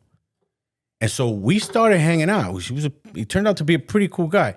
We started hanging out, and then it was like I was his Robin to the Batman. Right. He was the guy everybody would go to. The cop would call him. He'd go to the bubble, which is the mailroom, and he would help the cop distribute the mail. And then I'd see him go to the kitchen. I'm like, "The kitchen's closed. What the fuck's this guy doing?" He would go to the kitchen. He had the pull. He had the run of the place. He had the run of the place. And so I remember being next to the door one day, and the cop asked him, "Who should we give this bed to? Who should we give this bed to? Who should we give this bed to?" And he was like, "Yo, give him this bed, give this guy, this guy." So it seemed to me like he was calling all the shots. Was he like the head orderly? No, but he would do stuff, but it wasn't like, I didn't know what the fuck he did. Right. I just know he was always around. And so by default, I was the fucking sidekick. And so one day I remember coming down and I saw on the floor, I saw a little there was like a kind of a circle, and I go in a circle. I'm like, "Yo, what's up, guys? What's going on?" He goes, "Carrie got into a problem. He's in the hole." I'm like, "What the fuck happened?" They said, "Well, he beat this guy down and the guy was bleeding on the skull. Apparently he cracked his skull or some shit." And I'm like, "No fucking way." So I'm like, "What the fuck?" And then I go to my bunk. I'm sitting in my bunk, and now I got a guy coming to me, and he goes, because now everybody thinks I'm Jorge. He goes, yo, Jorge. I'm like, what? he goes, yo, the laundry guy, you think the laundry guy could do this thing for me? And I'm like, I don't know. He goes, well, I know, Carrie used to, and I'm like, you know what? Let me speak to the laundry guy. So I go to the laundry guy. I'm like, hey, this guy. And so now, by default, I became the Jorge. So then the cop knew I was hanging out with him. And the cop says, Torres, to the bubble. And I go to the bubble. I'm like, what the fuck? Nobody gets called to the bubble unless they're in trouble. Yeah. I'm like, what the fuck did I do? So I go to the bubble, and I go, and I'm like, yeah, what's up? And he goes, you're going to help me with the mail. I'm like, oh, okay. So I start distributing the mail, and so now I start catching it. So now I guess they caught it too, and they were like, yo, Torres. I'm like, yeah, what's up? He goes, yo, you think I could get this bunk? You think I can get this bunk? And I'm like, so it clicked for me now. I'm like, well, if I get the chance, I'll give you this bunk. It's 50. I'll give you this bunk. It's blah. And so now, sure enough, the cop asked me, hey, who should we give this bunk to? I'm like, at the top or bottom? He goes, bottom. But bottom bunk is more money than the top. Yeah, of course. And so I'm like, you know what? This bunk you should. And now, like, I'm getting paid and I'm doing, and now I got the key to the kitchen. And now I'm getting fucking steaks and I'm putting them in my locker. And so now I was the guy. So much so that the cop used to wake me up at 5 a.m. Now, wake up's at 6. Yeah. He would come at 5, kick my bunk, boom. And I'd wake up, he goes, Torres, let's go to the bubble. So I go to the bubble. And I guess he needed friends or some shit. But I go in the bubble and he's like, he gives me the paper and he gives me a cup of coffee and he takes out a Tupperware. I'm like, what the hell is that? He goes, try it. My wife made it. I'm like, I eat it. And I'm like, yo, this shit is good, man. What is this? He goes, you just ate Bambi. I'm like, Bambi? He goes, yeah, that's deer meat. I'm like, oh shit, okay. So I'm getting all these privileges that this guy used to have. And from that time to the time I went home, that's how it was for me. You just end up being like, this is a camp, right? Yeah. You're just more like a liaison. So he doesn't have to deal with all these inmates. You're taking, I'm dealing with all the bullshit. Yeah. You can just kick back in the bubble and do nothing. Yeah, in the office and fucking text. But I was getting paid, so I loved it. Right. My commissary didn't get touched ever because I had kitchen food. I had people paying me with other stuff, and it was great. I remember John Boziak sold his bunk and cell for like $200. Holy shit! Yeah, he somehow or other he got his way into, almost said weaseled, but somehow, luckily anyway, somehow or another, I don't know what he did, but he probably just got lucky. He ended up getting into this great cell, and when I say great cell, the cell was probably 10 or 12 inches larger than everybody else's cell. Wow. And it was in the corner. Like it just, nice. The design, Yeah. But it's funny. That's what a big deal it was. So instead of the cell being in an 8x10 cell, he's in an 8x11 cell. Ooh. In prison, those little things. Yeah. And he had a bottom bunk. So he had gone to the top bunk. His cellie moves, got thrown in the shoe. He goes to the bottom bunk. So he's got his own cell. And then there was a guy, and then this guy named George. I think they were called one of the guys' name was George. He got the top bunk, and then his brother comes to Boziak and says, "Bro, if you can go with me to the counselor, get me moved in here, I'll put $200 on your books." Oh, and Boziak's shit. like, "Fuck it, done. Let's go." Wow. You go to the counselor. This is in the low and the medium, where you both go in with a cop out, and you both sign saying, "Look, can he move here?" And because you got to both agree. Right. Yeah. And he's like, "Okay." And the counselor's like, "All right, I'll change it in the computer." And he changes it. Man. But yeah, $200. $200 in prison. That's a lot of money. Lot of money, yeah. Those little things are like premiums, man. I remember because since I draw, the pencils they gave you in fucking prison are not even lead, bro. I don't know what the fuck they are, but I would die for a fucking number 2 pencil, bro. They weren't just because it doesn't feel the same. Or you can order it on Blick. Did you order from Blick, the Blick catalog? Did you ever order anything? No, I couldn't do that. They didn't have that there. Not in that prison, not in that camp. No. What year was this? This was, I got arrested in 2003. I went in 2004. So it was from 2004 to 2009, something like that. Yeah, and I remember getting out. It was 2010. And then in 2013, I had 3-year probation. 2013 was when I came here. Right. Because I wanted to get the fuck out of New York. The day my probation ended, I got in a fucking car and I came to New York. So you get out. Do you go to halfway house? I gotta go to halfway house for about a month and a half. Right. That was on Fordham Road. what do you do? What's your job after that? So after that, Because you don't have anything at this point. You've lost everything, right? After that, check this out. While I was in prison, I used to frequent a restaurant in City Island called the fuck was it called? Fuck, I forgot the name. But I used to frequent there with George. Okay. So he had money, we had money. So we would go there, and they knew who we were. They would give us our table, and they would put 3 girls on us, and we would give them Nextels, I remember, and then we would call them, hey, bring me this, bring me that, bring me the sangria, bring me clams. And so it was great for us, right? So the owner knew us by name. He was like, hey, what's going on, fellas? We got your table, blah, blah, like that. And so it was like the good life. And so my sister used to go there as well. And the owner happened to ask my sister, hey, where's your brother? I haven't seen him. He goes, oh, he got into a little bit of trouble. He's here. I get a mail in the fucking prison from the owner of the restaurant. Hey, I saw your sister. She told me you were here, man. Hey, hang tight. And I said, what the shit? And so I wrote back. I said, yeah, I'm kind of worried because, getting out of here, I'm not sure they're going to want me to get a job and so on and so forth. He goes, you call me as soon as you get out. I'll get you a job. So in the halfway house, I call this guy. He gives me a job at the same restaurant.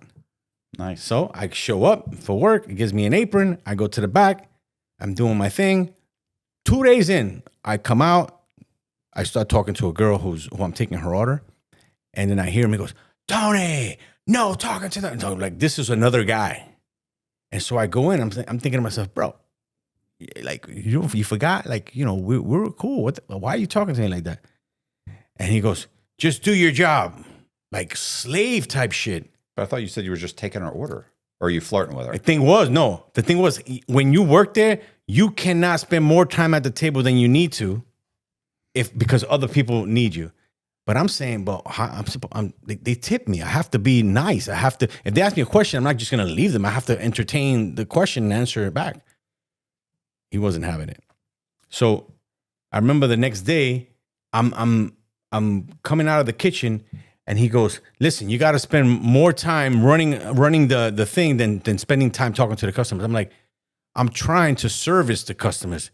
And he goes, you know something? I was like, no, you know something? I don't think you should be talking to me like this, man. I don't know who the fuck you think you are, but you don't talk to me like that. He goes, come on, you want to hit me? Go ahead, hit me. I was like, I know what you're trying to do. I said, you know what? I quit, and I left. He was trying to set me up.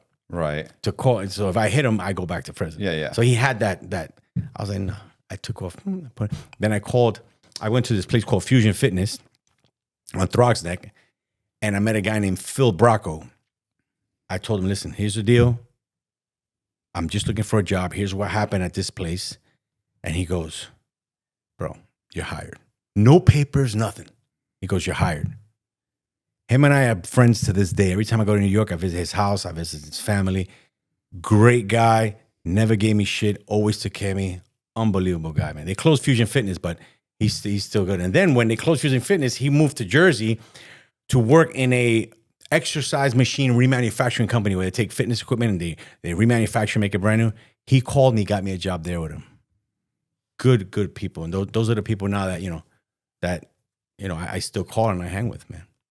Yeah, I was gonna say I had when I went to Halfway House, I got a job at the gym. Did you? My buddy, I had these buddies that I grew up with. Their dad owned like 4 gyms when I grew up. Right. And then when I went to the Halfway House, I picked up the phone and I called him and I said, hey, he said, where are you? And I was like, I'm in the Halfway House. He's like, oh man, can I do anything? I said, bro, I need a job. He's like, done. You got a job. I'll pick you. When can I pick you up? I'll get you Monday. I was like, so yeah. It was. That was great. And so like what was it? Like maybe 3 traffic lights down, there was a restaurant called Muscle Maker Grill. So I go to the Muscle Maker Grill. What's that? What's Muscle Maker? It's a restaurant. But was it special? Obviously, the tagline was great food with your health in mind. Nice. All right. And so I walk in, they were just building it out. And I saw the guy there, his name was Mario, the owner. And I said, excuse me, you guys hiring? Because I had a culinary, thing. He goes, nah, but you know what? We're going to be hiring next week. What I want you to do, if you're interested, is come with me to the franchise meeting in Jersey so you can see how it is. And maybe they can teach you something. And if you can, you come back. And when we open, then you got a job. I'm like, cool. So I went with the next day. I went with him to the franchise in Brick, New Jersey, I think it was, the franchise office, which was itself the restaurant too, the original Muscle Maker Grill. And I remember being there, and the guy was saying, "You're gonna be working for Mario?" And Mario said, "Yeah." So he took me to the back. He goes, "This is what you gotta do." Pop, pop, pop. He showed me the kitchen. He showed me the grill. And so I had already knew because I went to school for it. And he says, "Mario, I taught this guy this, so he should be good." So long story short, I go with Mario. He opens up his shop. I'm the head chef. I'm cooking now. It was an open concept. So if the customers are sitting here on the counter, I'm cooking and I'm turning around and I'm serving the dish. Right. So it was that kind of kitchen. And so one day, the apartment I'm living in now, the owner's brother comes in and he goes, "Hey, Justin told me to come here to see you. He said the food was good." I'm like, "Hey, what's up, man? You're Justin's brother guy?" And I give him the food. I cook it and I give it to him. And I continue to cook. And he goes, "Hey, bro, this is good." And I'm like, "Thank you. You like it?" He goes, "Yeah." He goes, "Bro, this place is new." I'm like, "Yeah, it's pretty new." He goes, "How much is it to open one of these?" I'm like, "I don't know, but the franchise fee is $30,000. I'll tell you what, if you take out a check for $30,000, I'll quit right now and we'll buy a franchise and we'll go to Miami." Bro, guy pulls out a checkbook for he writes $30,000 and he gives it to me. I took off my apron and I feel bad now. I went to Mario. I was like, "Mario, I'm sorry, man, but I'm gonna go open up a franchise." He goes, "What?" I'm like, "Yeah, just put so and so on the grill and bro, thank you for the opportunity." I shook his hand and I left. That's Come on, bro. That's wrong. It's wrong. But Mario. am I gonna let $30,000 walk out the door? You could have finished the shift. No, man. You could have given him a week. You had to move that night. I was not kidding, man. I had to make moves. So the next day we went to Brick, New Jersey. I saw the guy. He was like, "What are you doing here? You're not at Mario's?" I'm like, "Oh, no, I'm here to buy a franchise." He sold us a franchise. And so I had opened it in Miami here in Broward on Sheridan Street. And while I was there with mine, there was a guy who had opened one in North Miami Beach and knew I was there and called me and said, "Hey, listen, can I make you manager of mine? So while you're over there doing yours, you can just manage mine." Because the guy I got there, he's a wacko and I'm not sure, we're losing money. And so they hired me to run that one. And so I was doing both restaurants. Right. Before I shut them down 2 years later. Why? Is this COVID? I didn't know about the real estate here. And what I found out is in the plazas, your rent is based on the anchor stores in the plaza. What does that mean? That means as long as they're paying, you're doing okay. No. If there's a Publix, the rent is high. If there's a Publix and a Kohl's and a Bed Bath & Beyond, your rent is higher. Oh, those are the the draws, right? So I didn't know that going in. So I go and I sign this contract, and the rent comes in, and it's like all in with food and everything. It was $23,000 a month, and every month I was always short by $300, by $200, by $50, by $500. I was always short by something. And I'm like, this is just like a slow death. I'm going to bleed to death here. After 2 years, I was like, bro, I'm going to end up running out of money. And I made great friends and good relationships. And the customers were great. I just didn't have enough customers to cover it all. You know what I mean? But I ended up just one day shutting the doors, taking all the equipment and just bouncing. So I ended up becoming the regional international master trainer for Orange Theory Fitness. And so was ironically enough, their job required me to, every time they opened up a franchise, I had to fly to the franchise to teach all the trainers how to do the system, how to do the Orange Theory system. And I had a fear of flying because I was a professional salsa dancer, and and when we went to perform in Puerto Rico, and it was the night that Princess Diana died. Okay. I remember coming back to the hotel after the performance. We came back to the hotel, and on the TV there it was, Princess Diana's dead, whatever the hell, through the fucking tunnel. And I'm like, fuck. So we were packing to get out, and we got on the plane, and the plane coming to New York, that shit almost went down. It kind of dropped, I don't know how many feet, It hit hard. It turned right. It turned left. The mask came down. All that shit. I was like, God, please let this plane land. If it lands, I promise I'll never fly again. From that day till Orange Theory, I didn't fly another flight. When they wanted to perform, I was like, I'm only performing in New York. Fucking put somebody in my spot. I miss seeing London. I miss seeing Japan. I miss seeing all these beautiful places because I was afraid of flying. So, I don't know, 20 years later, I had to fly and I had to medicate myself, whatever. Long story short, I woke up Thursday last year sometime. I got up and I was like, I got to do something about this fucking fear of flying. I went to the airport down the block. How much to take me up in that fucking thing? He goes, $150. I go up on that thing like this. What was it? It was a plane, a Cessna. Okay. And he's flying, and those things are small. Yeah. And he's like, take the control. And I'm like, no. He goes, take the controls. And I grab the control, and he goes, pull it up a little bit. I pull up, and I feel the plane go up. He goes, push down, and I feel the plane go down. And so he's taking me through it, and then we finally land. He goes, you like it? I'm like, yeah. He goes, you want to go back? I'm like, yeah. So I now got 46 hours of flight, so I'm becoming a pilot. Yeah. I was going to say student pilot, super safe. Yeah, you know what I'm saying. Well, you don't know, and I realized, when you're in control, it feels different. Yeah. You got somebody over there who didn't have sex, and he's at the front, and he's miserable. He wants to crash the plane with everybody in it. You can't control that. Right? Yeah.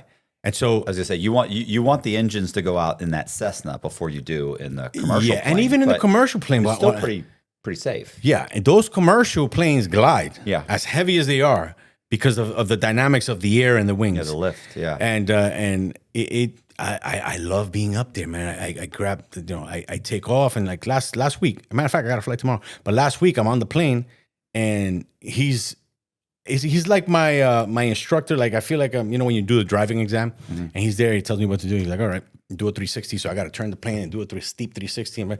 So finally, we're landing. He goes, all right, let's land the plane. I land the plane. Boom. He goes, bro, you're flying great. And I'm like, I just want to know one thing. I said, if you were to pass out, do you trust me to land this plane with you in it? He goes, 100%. I'm like, I'm good. Because that's kind of things that this is not the final test. Like maybe in a couple months, I got to go out with a real person who's going to say, okay, you're licensed here. Right. And so all these things are done in a prelude to that, So you had a bad experience with turbulence. You that with that. I don't know one what plane. the fuck that was, but that shit was more than turbulence. That shit was scary. I always love when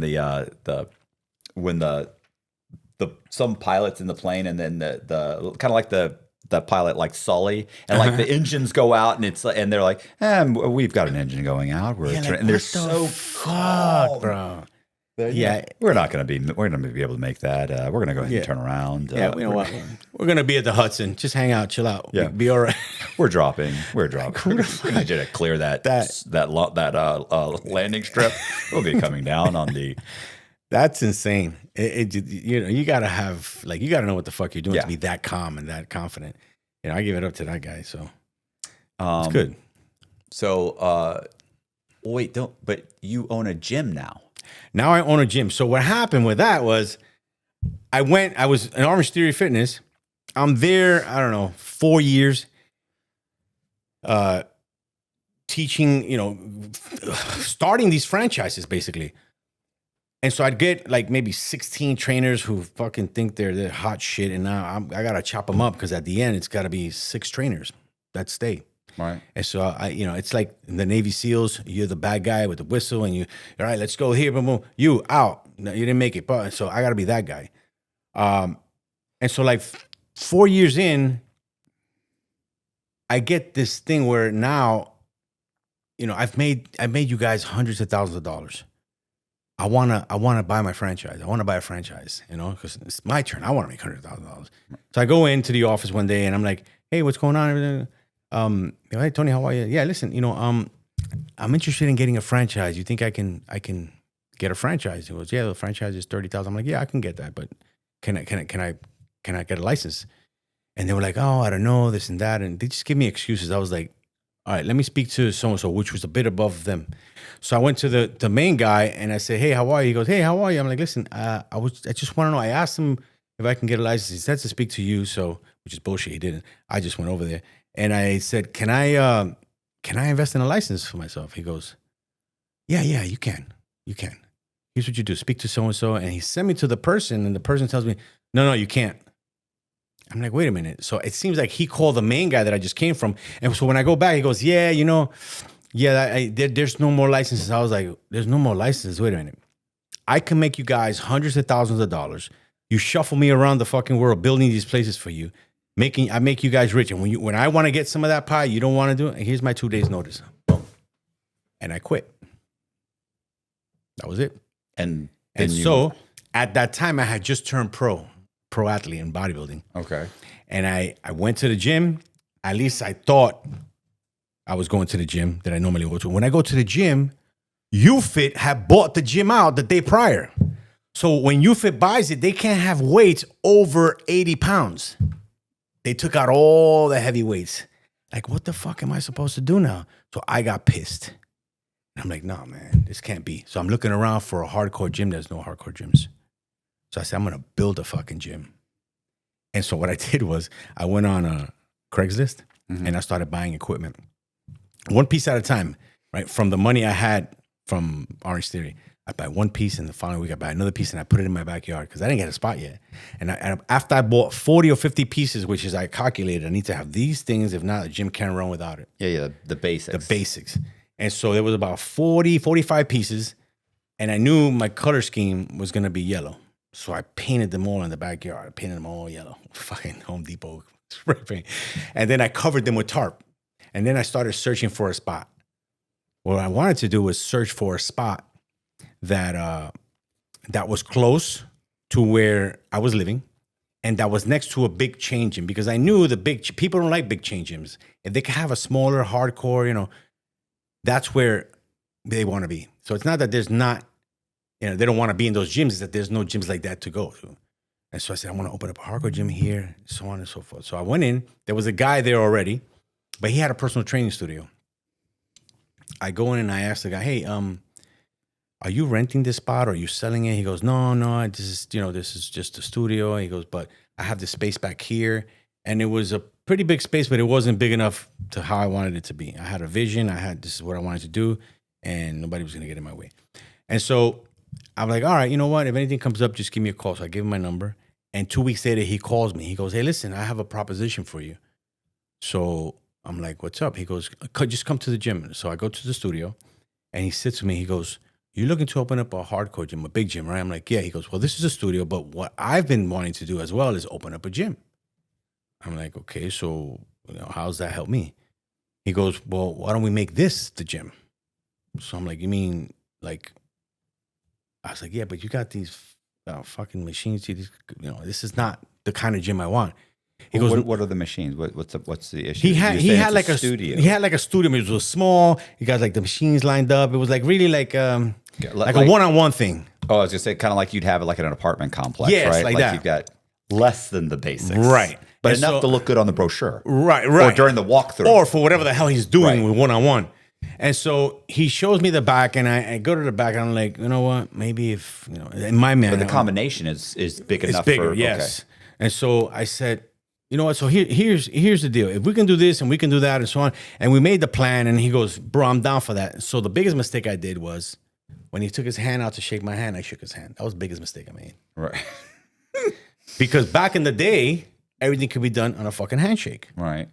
So I go in there, I build this gym, I bring my equipment, everything is great.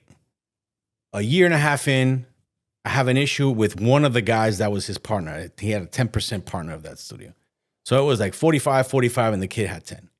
I had an issue with that kid because, there was some girls there was staff, and I was doing the schedule for them, and then he was fucking it up. So then they would come to me and they would say, Tony, the schedule. And I was like, look, he's he would.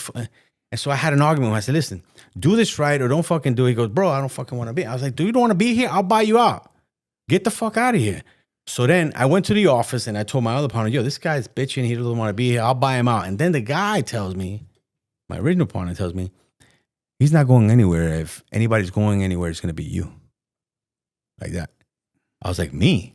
Like, bro, I built this fucking gym. You had fucking 16 people when I got here. All right. We have fucking 600 members. You weren't doing it. Where the fuck did they come from? And he goes, you mean to say that was you? I'm like, but you were here 5 years before I got here. You had 16 people, bro. And so he was fucking delusional. He goes, well, you know what? I'm keeping the name. I'm like, you ain't keeping shit, bro. And so I went to an attorney. It's just the way shit happens. I went to an attorney.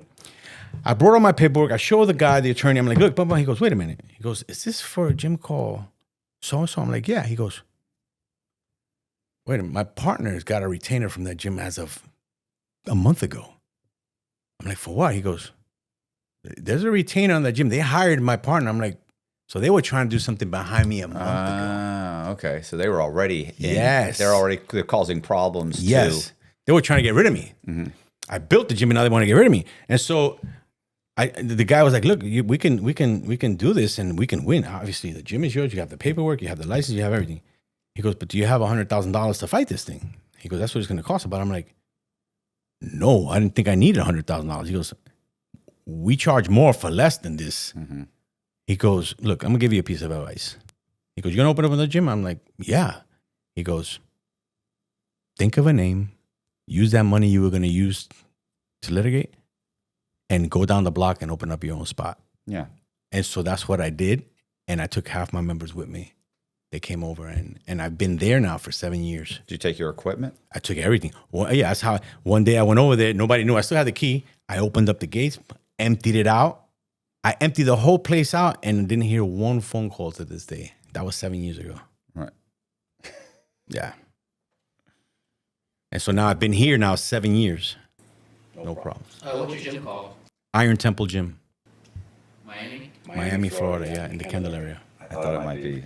No, this is Spartan is Spartan body, and this is what I do. So I have the gym, but in case nobody knows, there's no money in the gym business. Yeah. The money is what you do inside the gym, right? Right. And so this is my internet marketing thing where I have my courses and my programs that I sell online.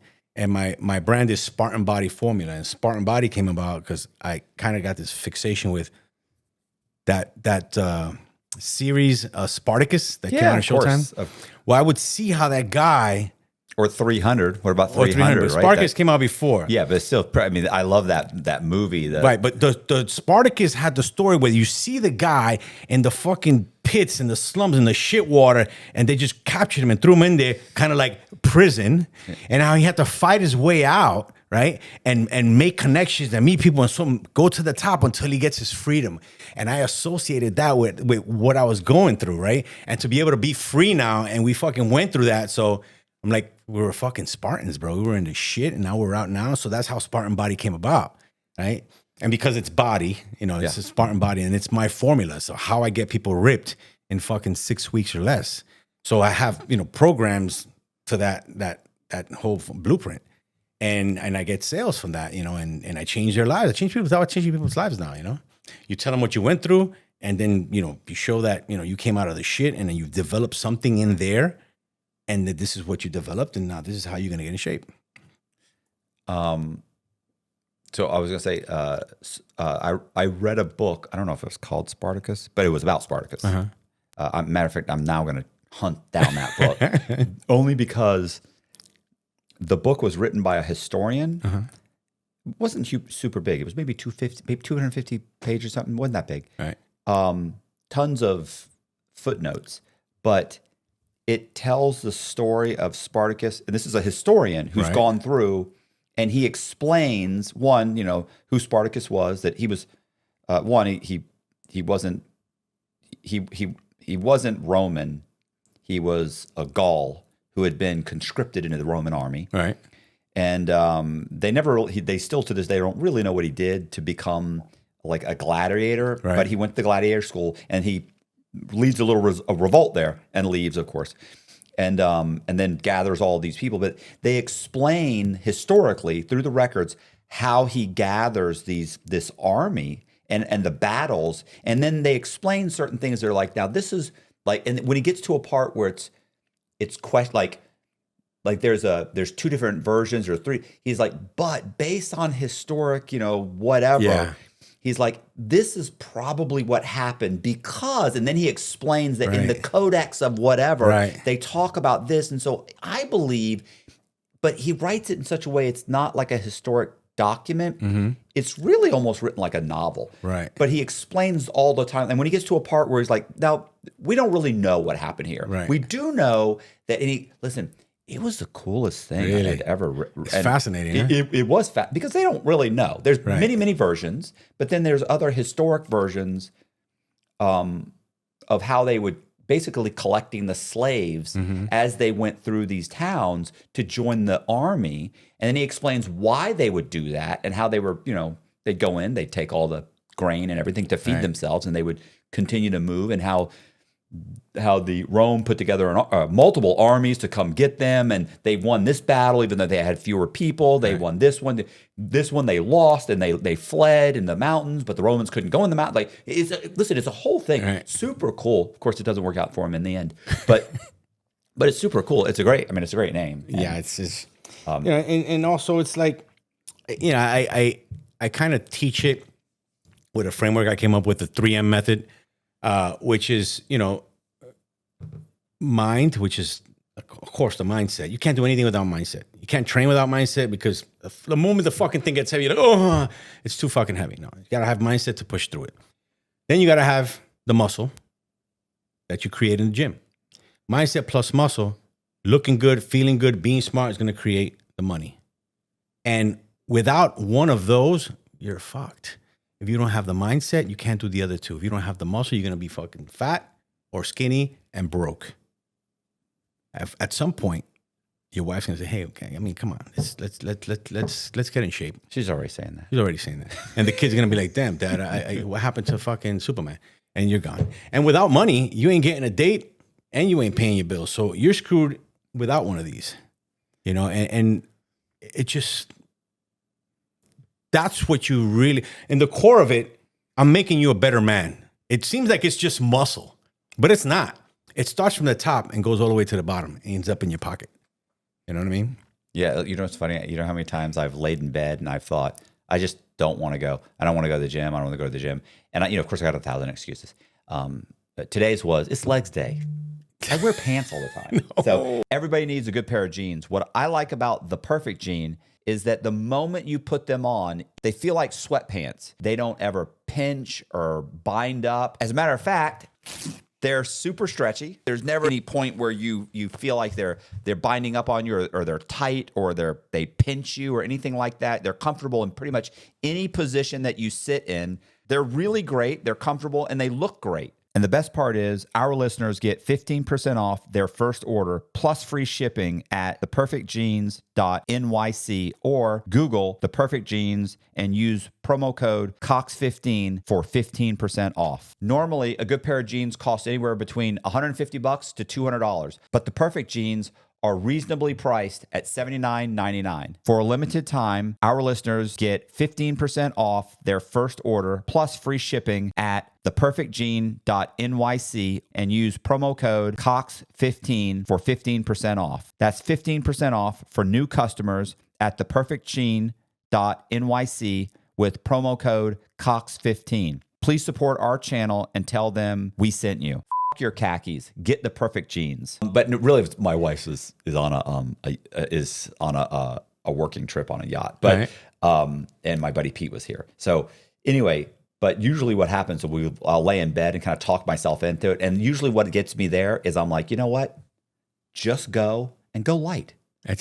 Just get there and go light. Go through the motions. Go light. But by the time you get there and you get on that first machine, you're like, okay, 140. Well, 140 is what I always do. That's it. You see what I'm saying? But it's just getting there. And by the time I'm there, I don't go light. But even if I did go light, I'm still going through the motions, and that beats the shit out of laying in bed, And so I kind of like, and I never seem to do that. I never seem to go light unless we've taken off a month for some reason. They say, look, the hardest thing is not going to the gym. It's not working out, right? The hardest thing is not doing the podcast. The hardest thing is not writing the book. The hardest thing is sitting down to write the book. Yeah.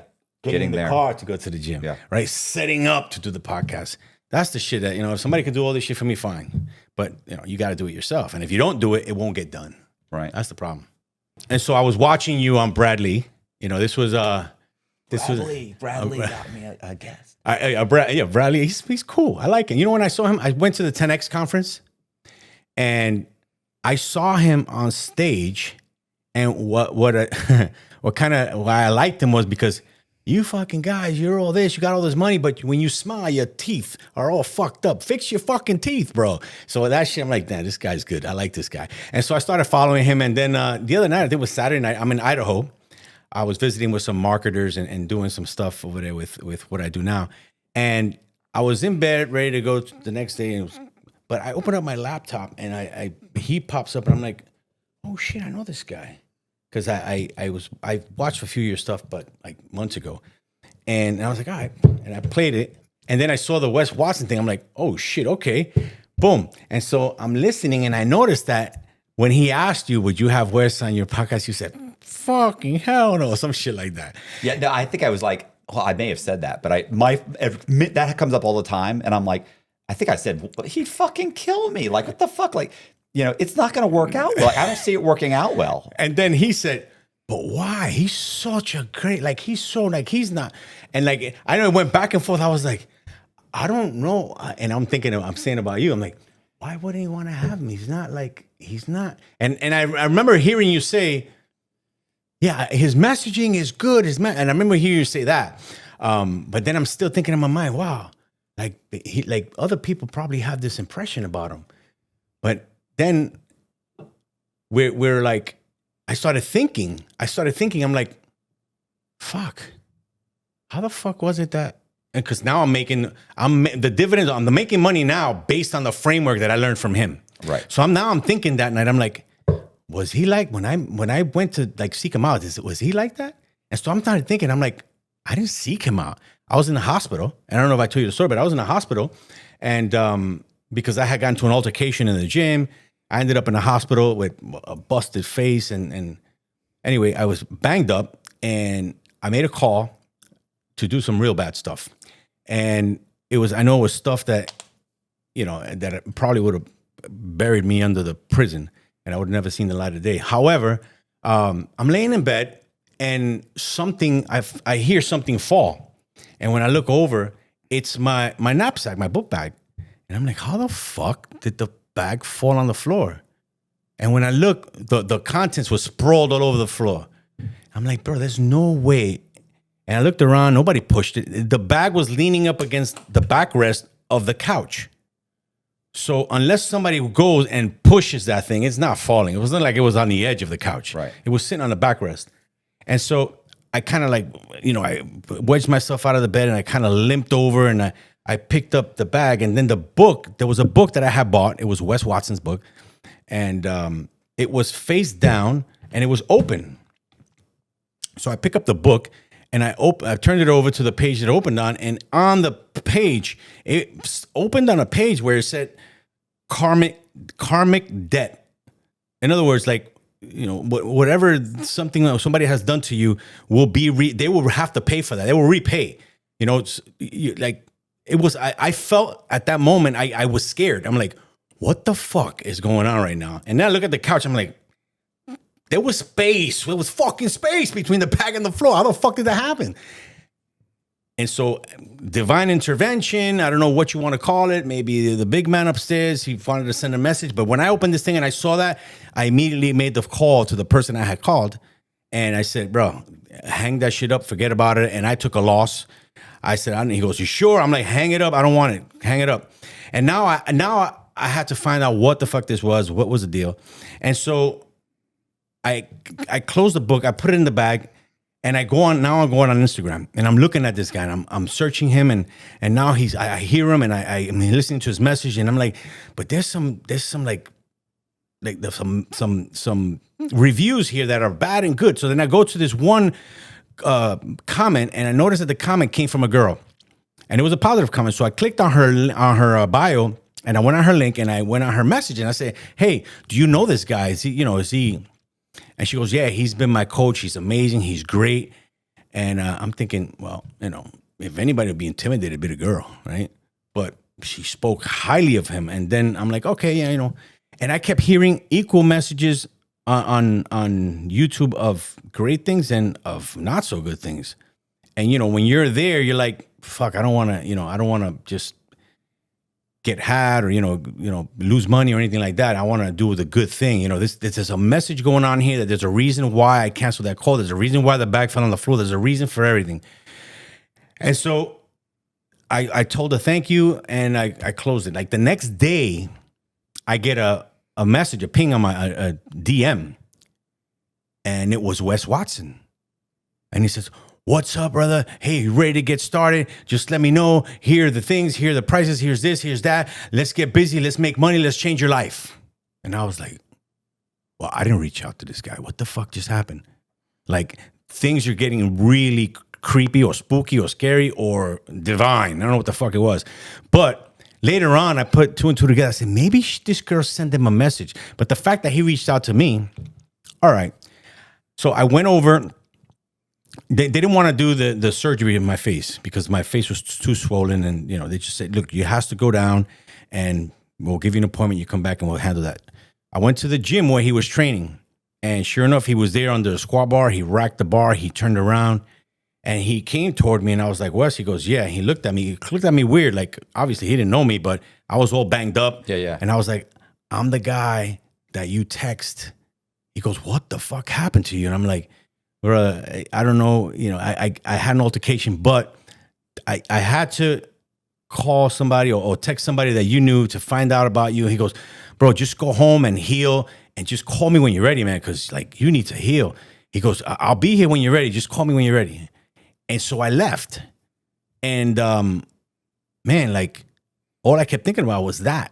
And so I was healing, and I got the surgery, and I came out, and finally I said, you know what?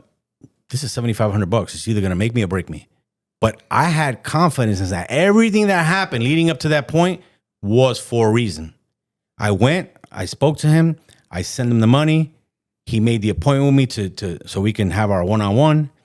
And bro, we had our one-on-one, and the dude is the dude's an amazing guy.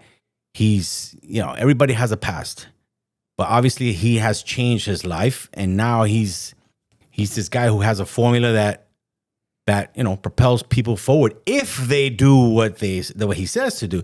There's some guys that buy the stuff and they hire him and they don't do shit, and then it fails, and then they're like, oh, what the fuck? This guy robbed me. No, bro, because, you're made of skin, bones, organs, hair, nails, and so am I. There's something that I'm doing that you're not, and you failed and I'm not. So it has to be the person. And so I'm doing everything he's asking me to do. I've, maybe, 10x my investment already. I'm past $80,000 just doing what he asked me to do. And, in the beginning, he's checking on you. And what I found weird is for a man making $2 million a month, he's got this mansion on the beach, on the water, and he doesn't seem to sleep. He texts personally, and I'm like, who's this? He goes, Wes. I'm like, Wes. He goes, yeah, me, Wes. You good? I'm like, I'm good. He goes, bro, on your story, put this. On your reels, don't forget to put this, and that. So he checks on you to make sure that you're doing what he had asked you to do from the blueprint he gives you. And I'm like, oh, okay. So I would go in and I would fix it. And so that accountability, I believe is something that I haven't seen anybody do. Not only that, but how the fuck do you sleep? Like, it seems like you're up all the time, because at night at 1 a.m. there's things going up from him, And so, it's wild. It's weird because there's so many. But I'm with this guy now at his house. So our training time has passed. But we give each other value. I sit in his house and I talk with him, and the man is so even keeled. There is no voice. You were saying earlier, you're like the person when you see him on the video. You said, but when you're talking to him, like his decimal level is low. Bro, he's it's very like calm. I love talking to him because he's just so calm and so I'm like, how the fuck do people come to the conclusion that this guy is a bad dude?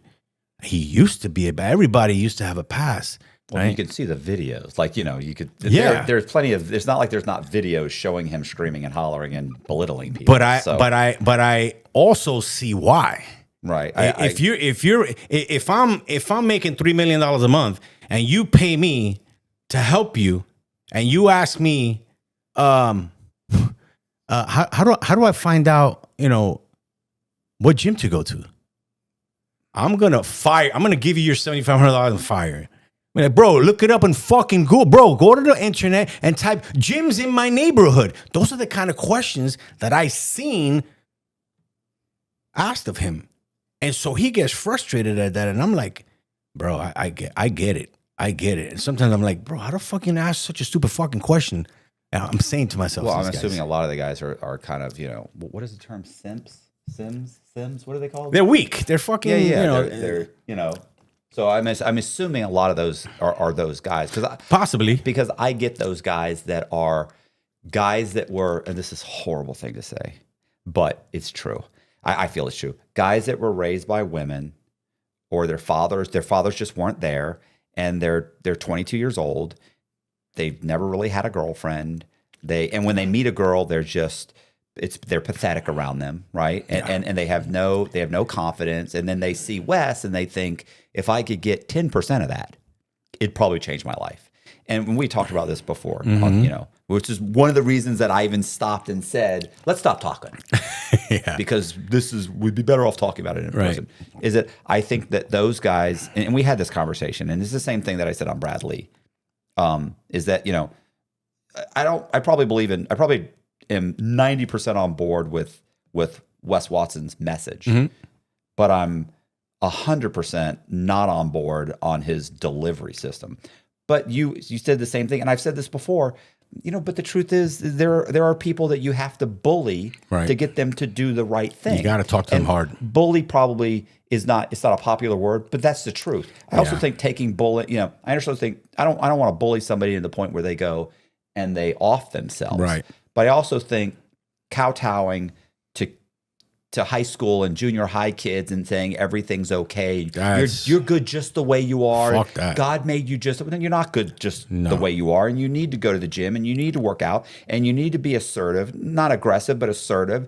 And what it breaks down to me is when you become crass and rude and belittle other people. Like, and it's kind of like that. Not that I didn't already have an issue with Wes prior to that. But when he got on, was it the Fresh and Fit podcast? They did a thing where they invited all these kind of conservative guys, and he belittles the one guy. He's like, "You're fat, you don't have abs, you're broke, you're like he just belittles the guy. And in the end, Wes came out horrible looking. Like that guy, he looked worse than what he is. That's number one. Number two, right, which is what you from what I heard, right. The guy lost like 30 pounds since then. Yeah, and that's probably true. And I get it. Like I get it. My problem is that, and I think I'm assuming they kept this on Brad Lee. There's two things about Bradley. Well, it is one that it's kind of the 10X thing with what's the real estate guy that does the 10X? Cardone, where he does the whole belittling thing where it's like, if you're making less than $400,000 a year, you're a loser. Yeah, I saw that. Yeah, listen, bro, like the guy that delivers my groceries and works at the grocery store and works at Walmart and works, like, that guy's not a loser. Like, it's belittling because you just said that all of the middle class are losers. The middle class is what allows you to function, in your current state, making $1 million or $2 million. So it's wrong. And then, I disagree with that. And the other thing is, it's constantly I make $2 million a month. Okay, great. Good for you. I know lots of guys that probably would have made millions of dollars a year, but their priority was, I want to teach my kids' little league team. Right.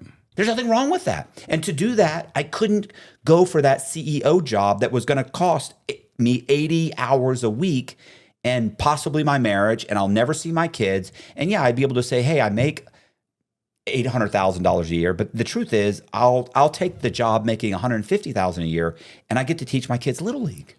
That doesn't make him a loser. No, absolutely not. That is what bothers me. But now here, take a look at this. You can make $150,000 now. And at the end of the month, you're fucking like, what? I got to get another fucking job. No, I understand. Nowadays. Right, but Right? I get it, but their priority is, but I Something get else. to be there for my kids. Right. And that's really what they want. So to say that guy's a loser, okay, he has different priorities than you. Money isn't everything. I know you by all means, but listen, and not just do I think that you know this, and I know this, by going to prison and being stripped of everything and being happier in prison with nothing, you've got to know in your heart, money doesn't really mean shit. Because you know this, there's no fucking hearses with a U-Haul behind them. Yep, You're not 100%. taking shit with you. So your $2 million a month doesn't impress me. You know, and I want to mention one more thing about Bradley. Listen, so Bradley, when I first had watched some of his videos, I remember thinking, and I still think this, and if he watches this, he'll be fine. He's got a thick ego.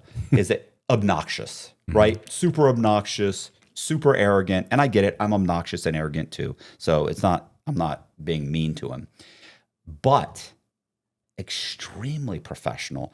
Although when he interviewed me, one, he didn't know my story, which is fine. I never expect anybody to know my story. I'd rather you not know it. Right. But the problem is when we did our interview, one, in his mind, I could tell he thought we were going to do a 30-minute to an hour interview. And when I got there, I was told it can take a couple hours. Right. So I wasn't in a hurry. Two, he doesn't really know my story. He doesn't realize that it's kind of a long story. I can give you the short version, Right. but I can't give you the short version if you keep interrupting me. And Right. he kept interrupting me because for him, his podcast, I guess he feels like, no, we're just having a conversation. I know we're having a conversation, but you're also asking me to tell you my story. Right. And so you would ask a question, and I go to tell you. And before I could finish telling you answering the question, you're interrupting me again. And that happened so much that that I finally just at the end, and I said it a couple times during the interview, I was like, well, I'm trying to tell you, bro, but you keep interrupting me. And I said it a couple times, and he's, oh yeah, sorry. And then he asked again. I'd start talking. He'd interrupt me again. So many people. So two things happened there. By the time we were done, I kind of just shut down and just started answering his questions. Like, I'm not telling you the story. You obviously don't want to hear the story. So it's fine. I'll just answer. We'll do whatever you want, which is, I probably should have done that to begin with. So I just started answering questions. Well, people just berated him in the comment section. They were like, stop interrupting this guy. This guy's got an amazing story. You didn't get the story because you wouldn't stop interrupting. Like, they were just bashing the crap out of him. And the great thing about him is after it came out, like I'd say 4 or 5 days later, he came back and he texted me. Now, like we were on a text thread, but I was texting the booking agent. Right. Right. And he chimed in like twice. Yeah, looking forward with the very basic, hey, super excited about our podcast. The basic bullshit that everybody sends out. I got maybe 2 or 3 texts from Bradley. And I remember thinking, that's not Bradley. That's Bradley's assistant who has his text phone. She works the text phone. Oh, shit. So that's what I thought. But it was Bradley. And so when I 3-4 days later after the podcast came back, he said, hey, man, listen, I want to tell you that I didn't really know who you were. And I didn't know your story. And I interrupted you a lot. And I did you a disservice, and I want to apologize for that. Wow. And if you want to, and I want you to come back on the podcast. And if you come back to Vegas, please tell me so I can fix this, because I really made a mistake on your podcast, and I shouldn't have. And just completely took 100% responsibility for what honestly probably wasn't the worst podcast, Right. you know? No, I enjoyed it. Yeah, I watched just it. different. I didn't even realize he was interrupting you. I don't think anybody. For me, I was frustrated, and guys in the comments are saying, "Bro, you can tell this guy's frustrated." Right. But he took responsibility, because I think that when you fuck up, you take responsibility. Sure. I fucked up. You know, I should have done this. I didn't do that. That was a dumb move. I'm a dick almost exclusively. Wow. I am constantly. I could go up to my wife and walk up and hug her and say, "I'm sorry." I promise. I don't have to be specific. I did something wrong. Right. In the last day or two, she would probably go, you know, like, "It's okay. I know you didn't mean it." Probably said something stupid. Right. I say stupid shit all the time. So the fact that Bradley texted me and was like, "Yo, Like that's like saying, hey, I can see where this was fucked up. I need to make that right. Right. He didn't really, because I could have cared less. Sure. But I'll tell you the difference is I wasn't going to go on his podcast again. Right. But now if I go to Vegas, I will go to him and say, look, here's one I have available. If you want to do it, that's great. We can do it again. Sure. I wouldn't have done it before. But it made me respect him. So by him saying, hey, that was a dick move, I feel fucked up about it. By him saying it's a dick move, that garnered my respect. Sure. More than the obnoxious, more than somebody saying, "Oh, I made $10 million," or I'm, well, great, Right. And it's kind of like the thing with Wes, and we mentioned, or we had talked about the guy going to the gym, and everything I've seen on Wes is him defending himself, and then you were defending him, and this is the thing, at the very least. Although I've talked to multiple people that have had horrible experiences with the West, I've talked to just as many people who have had amazing experiences with Wes. Yeah. Which really sucks from my point of view, because I'd prefer they were all horrible. It'd make me 100% right. Right now, I'm only 50% right, which is not a great. That's not a great. I'm sure if you had a conversation with him, it kind of like with Bradley, you'd see another side of him. I probably would, but I don't. And you probably understand, why sometimes he's got to do what he's got to do. Like you said, you're a dick sometimes. Well, sometimes I'm a fucking. Sometimes people are like, I hate that. I was like, you don't fucking hate me. You hate me because I called you out. Right. You know what I'm saying? So, we're not gonna rub everybody the right way. Some people are gonna love us, like you said before. Some people are gonna hate us. I have this thing with my wife that happened the other day. She'd be like, "Oh, stop talking about me." Oh, I know what it was. It was getting her captain's license. So she just got her captain's license. Okay. But she's been talking about it for 4 or 5 years. Well, that's not true. She's been talking about 3 years. So since she became she got her, she went to technical school and became a marine mechanic, right? She's a very tough chick. Like I said, I told you earlier, she's like the man of the house. So she's a marine mechanic. She worked for a yacht company. I mean, for a marina for a while. Now she works for a yacht company. And then she said, you know what I want to do? I want to get my captain's license. She talked about that for 6 months to a year, at least, probably longer than that. I think I've heard it before, but she was really, really talking about it for like a year. And so I was like, every time she said, I said, how much is it? Oh, it's $800, $1,000, whatever. Go. I'll pay for it. Like, let's do it. We got the money. Go. That's nothing. Let's do it. Yeah, I got to take the time off. Take the time off. What does it matter? Your boss will do it. Go. And so, when she did it, it was probably 3 months ago. Maybe 2 months ago, she finally went. When she said it again, and I went, I kind of chuckled. She goes, what? I said, remember when you were younger? I said, because I did this. When you're younger and you would always say like, oh, I want to do that. If I had the money, I'd do that. I said, and now we have the money and you just kind of have to realize you're just lazy. And she looked at me and she goes, fuck you. All right, that's it. I'm done. And then she signs up and listen, a week and a half later, the class is on the 12th. Wow. I'm going from the 12th to this, and I'm going to do, and I'm like, okay. Sometimes people need it. It wasn't until I was a dick. Yeah. I kind of hit her pride a little bit, and I gave you some other excuses. Sometimes I don't want to mention people that need guy's that, name, man. Some people need it. Some people need it. I'm lucky because I can typically do it to myself. But. Yeah, I mean, maybe I just, like I said about the West thing, I've always just felt like if I was across from him, I just feel like and I think I mentioned this before, when I saw him on Big Herc, I think he would just gotten out of prison. He seemed so much more calm, so much more relatable, so much more humble and appreciative. And now every time I see him, he's belittling someone. He's calling people names. And he's always bragging. I have this. Bro, that just doesn't make you a better person. You know what I'm saying? And that's what bothers me. If your message is, hey, the more money you make, the better person you are. Well, then your priorities are so overwhelmingly fucked up. You just better expect to die alone or die with people that you're surrounded with that are only with you because of your money. Right. I don't want anybody who's around me because I have money, I'm paying their bills, I'm doing it. I want people around me that genuinely just enjoy being around me. And I found that in prison. You had to know. Yeah. When you were walking the track with a guy in prison, He wasn't walking the track because you were doing anything for him other than being a good friend. Yep. Nobody's got nothing. Yeah, I've met some of the best people I know I met in prison.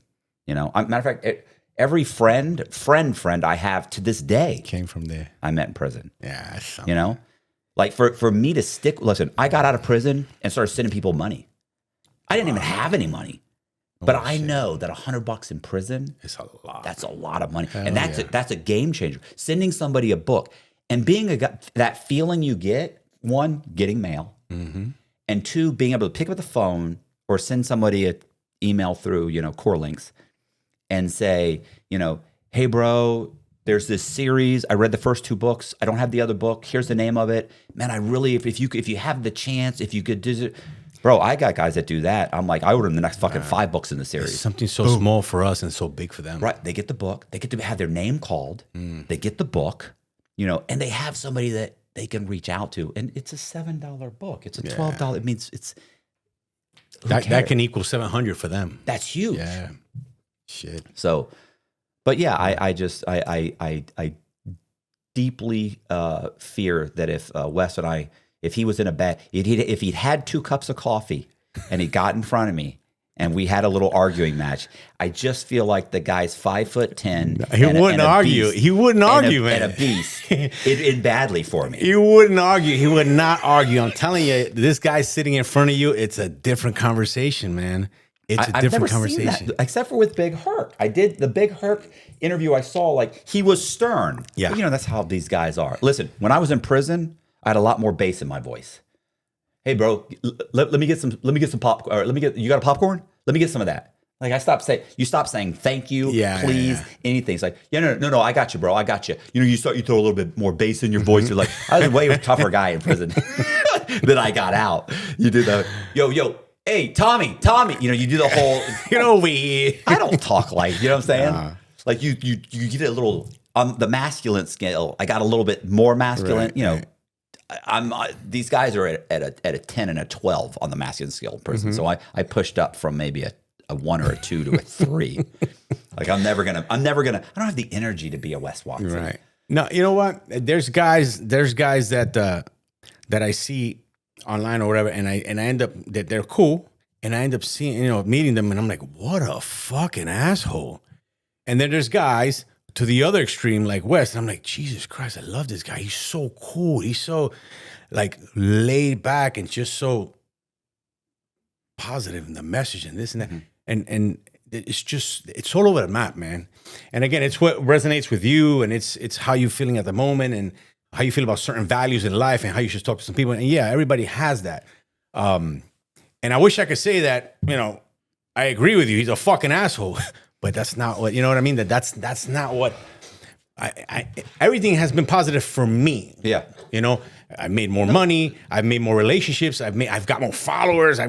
Just because I sit and have a conversation with this guy, he makes me he raises, puts me on another level, which is positive. Yeah, and you're not, like I said, I'd love to sit here and say, oh, I've never heard that before. I have heard that before. Listen, I had one guy who wanted me to. He was like, he called and first he like sent me whatever it is in Instagram Messenger. What do they call it? DM. He DM'd me. Sorry. Bro, it just got out. So he DM'd me. I want to say Messenger. That's Facebook. So he DM'd me. He's like, bro, I just got off the phone with Wes Watson. I am begging you to call me or whatever. He's like, I got to talk to you. He's just a fan, right? So I'm like, I don't even know who the guy was. He's like, and I was like, okay. I said, yeah, call me. He calls me. Listen, he goes, it was hilarious. He said, I paid $300 or $600 for a 30-minute phone call. He said he called me a fucking bitch like 5 times. He hung up on me twice, and he's like, I talked to him all of 5 minutes. He completely fucking screamed at me, called me a bitch twice, hung up. I called back. He called me a bitch 3 more times. He hung up. He yelled at me for fucking 5 minutes, hung up. He said, now he won't answer my thing, my phone at all. And I'm like, did he send you the money back? He's like, no, he kept my fucking money. And I'm like, but he was laughing about it. And he said, listen, I will pay the $300 or $600, whatever it was. I don't know what he charges. He's like, for you to call him and video the whole thing. I said, I'm not doing that. I'm not doing that. So I mean, I've had guys that I've also had, like I said, I've had guys on the program. What was the kid's name? You remember him? I don't remember his name, but I remember he was Eric he or- was Scott. It was a regular name, but he was in the Wes Watson workout thing, Yeah. and then had the Grant Cardone tattoo. oh yeah, and he loves Wes. Tells Wes changed his life. Wes this, Wes that. I don't know what happened to him. He'd been on drugs. He'd gotten out. It feels like Wes changed his life. I don't know what's going on with him now. Right. He kept in touch with me for a little bit. And there's been a couple other guys that I have, Thomas talked to. Hayden was his name. Thomas Hayden. So there's a couple other guys that I've talked to. What was the guy? He was a former Navy SEAL, and he had been in the That's I want to say Merchant Marines, but that's not that's not it. It's the French Foreign Legion. Fucking tats all over. Yeah. Taylor Kavanaugh. Taylor loves Wes. Right. He thinks he's just a great guy, and Taylor seems like a super cool guy, and much more of a man than I'll ever be. The dude was like a Navy SEAL, a Navy SEAL, and then he got kind of kicked out. I want to say he did get kicked. I could be wrong on this. I don't want to. He get kicked out. Did he get kicked out? Yeah, got kicked out of the Navy SEALs, and then went but he's a soldier, Right. Went and joined the French Foreign Legion. Like, the fuck does that? Like, I didn't even think it was a real thing. Like, I actually was in prison and found out it was a real thing, but I still thought that's an impossibility, right? That doesn't happen. Right. This guy goes and joins the French Foreign Legion, and was in there for Shit. I'm going to say 5 years, something like that. And he starts doing YouTube videos about training and teaching courses. And they basically came to him and said, look, like, you can't do this and this. We're not going to allow you to. And his contract was about to end. So he was like, okay, well, then I'll just write out my contract. It was like a few months away. Right. And I think he had contemplated signing up again because he wanted to be like a career soldier. Right. And this is the kind of guy that you want storming the beaches Sure. in Normandy. You know what I'm saying? Like, this is a Right. fucking serious motherfucker. Like, this is like if you had... He's doing damage. Yeah, if you had like 200 of this guy, you could take over another country. Shit. I mean, he's that kind of guy. And but he was like, yeah, okay. And they gave him an ultimatum. He's like, I really like doing this. And he felt like he was transforming people's lives. And obviously a lot of it was the money. But, and there's nothing wrong with making money. But he was, I think, was more about how he was helping people, and I think it made him feel good, and he had a purpose. Right. His big problem with, and this, I'm sure anybody who's successful knows, Yeah. purpose is what it is. All the other stuff kind of falls to the wayside. If you have purpose, you can get through anything. That's it. 100%. Anyway, he loves Wes. Yeah, I mean, even now, when I give something to somebody, or when I pay for somebody something, or unsolicited, I feel like it's so good. Yeah. Just because you get to a certain point in your life where it's not all me now. Now it's what you can do for somebody else that fills your cup. Yeah. I feel so good. Yeah. To have somebody say, you changed my life. I'm like, wow. I was on Russell Brunson's stage, Funnel Hacking Live, Russell Brunson. He made $3 million in 90 minutes on stage, the 10X thing. Okay, I don't know. Anyway, they gave me an award for selling stuff on February 14th this year, just passed. And to be able to be up there and get off stage and then have people see you in the lobby and say, "Oh my God, you inspired me, your story, this and that." That felt fucking great. Yeah. I was like, shit, I can't ask for money that can equate to this kind of feeling. So to give, and change somebody, the way they think, the way they act now going forward, it's just amazing. Yeah, someday I'll get there. Yeah, I told you the next 30 years, I'm like, can you paint this? Fine. And then you do it, and I'm like, okay, I feel good. I'm glad I did that. And then they come by, like my neighbors, we go and we'll do there's an older couple, so my wife and I kind of do stuff for them. The problem, what bothers me is that then they come over. They're pestering. Well, it's also, and they come over, and then they want to give you something. It's like, look, this is just me being like generous. Like if you give me the $50 gift certificate, Beat the I mean, yeah, you then defeat the it's like purpose. it defeats the purpose. Like I'm doing this, I don't want that. This is just goodwill. Like you don't understand goodwill, apparently. Right. You know, you want to send me a card, great, but I noticed you put a $50 gift certificate in the That's not card. what it's about. Yeah. So, you know, and boy, let me tell you, she's not having it. Like you can't give it back to her. You can't, you know, and she's an old lady. I can't get. Well, you know what? Too, I make her see. take it. I see the other side too, because you know they feel like, you know what? Let me feel the way I want to feel by giving you something. Yeah, this card's great. You know, so you know, just like we feel good doing something, they feel good giving something. But then, like, it's you know what comes I feel an like? exchange. I and it's feel not what like it's I'll about. be old someday. Oh, You yeah. know, and I know I'm gonna need that. Right? You know, the Wes Watson. So let's do one more thing. Can we talk one more thing on Wes? Yeah. And then you can go because you have a 4-hour drive. 1.5 hour drive. Although I like that drive. It don't was know- calm for me. Well, I don't know if I wouldn't like it probably in that 911, bro. Well, I mean, look, Is that thing comfortable? it's comfortable. Okay, You cool. just like this morning, I left my house at 6:30, and I'm turning the corner, and the car stops running. I'm like, I cannot call this guy and tell him that I'm not gonna. I will fucking buy a ticket on a plane just because I don't. I'm always on time, or even earlier, because that's how. Look, if I'm late to one strip show, I'm late to all 5. So I was trained by default. I have to be on time or early so I can make all my shows on time. I start at 6, I'm finished by midnight, and everything has to be on time. If I fuck up one, I fuck them all up. Right. And now they don't want that because they rent the place for an hour. If I'm a half hour late, now there goes my fucking show. And so I left this morning. I turned the corner. I'm like, what the fuck? No, it's gotta be gas. It's gotta be gas. So I called an Uber, got an Uber to the gas station, bought a $40 fucking tank, filled it up with $50, went back, put in the gas, it started. Thank God. Does your gas gauge not work? Did you? It's a 1977 car, so Oh, the gas gauge, it kind of sticks. That's the problem with 911s. Like they've been making the same body. Like you don't know if it's a brand new one, which is, I mean, it's cool. It's cool, but from my perspective, it's like It looked newer. that could be 25 years. That could be 30 years old. Yeah. It could be a year old. Right. You know. Yeah, so it was the gas gauge, and so halfway up here, I filled it up to the top, and thankfully I made it. But it's always a worry, But it made it here fine.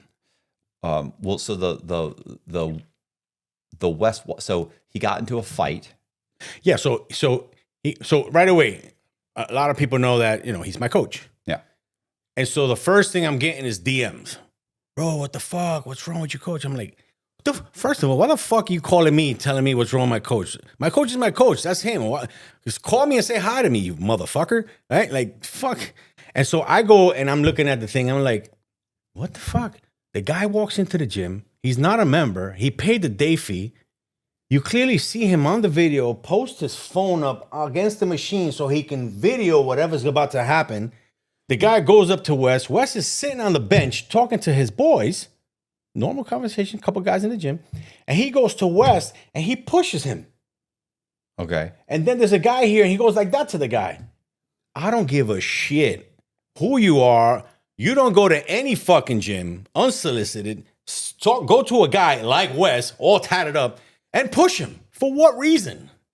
Well, so you understand the other side of that is that Wes is continually posting, if you have a problem with me, come to the fucking gym and we'll go one-on-one out. We'll go outside one-on-one. But when he got there, he didn't go one-on-one. The other guys jump in.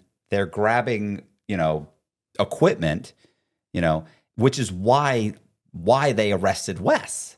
Like, had Wes said, all right, bro, let's go outside, and walked outside, I think it would have been a totally different situation. And Wes may have still beat the crap out of him. I don't know. Is it on video that the guys were beating the dude? I didn't see that on video. Yeah. If you watch the video, there's I'll send you the breakdown from Johnny Bravo. Does a whole thing where the guys are grabbing, I forget what the weight one guy grabs. They kick him when he's on the ground. Like multiple guys jump in. Another one.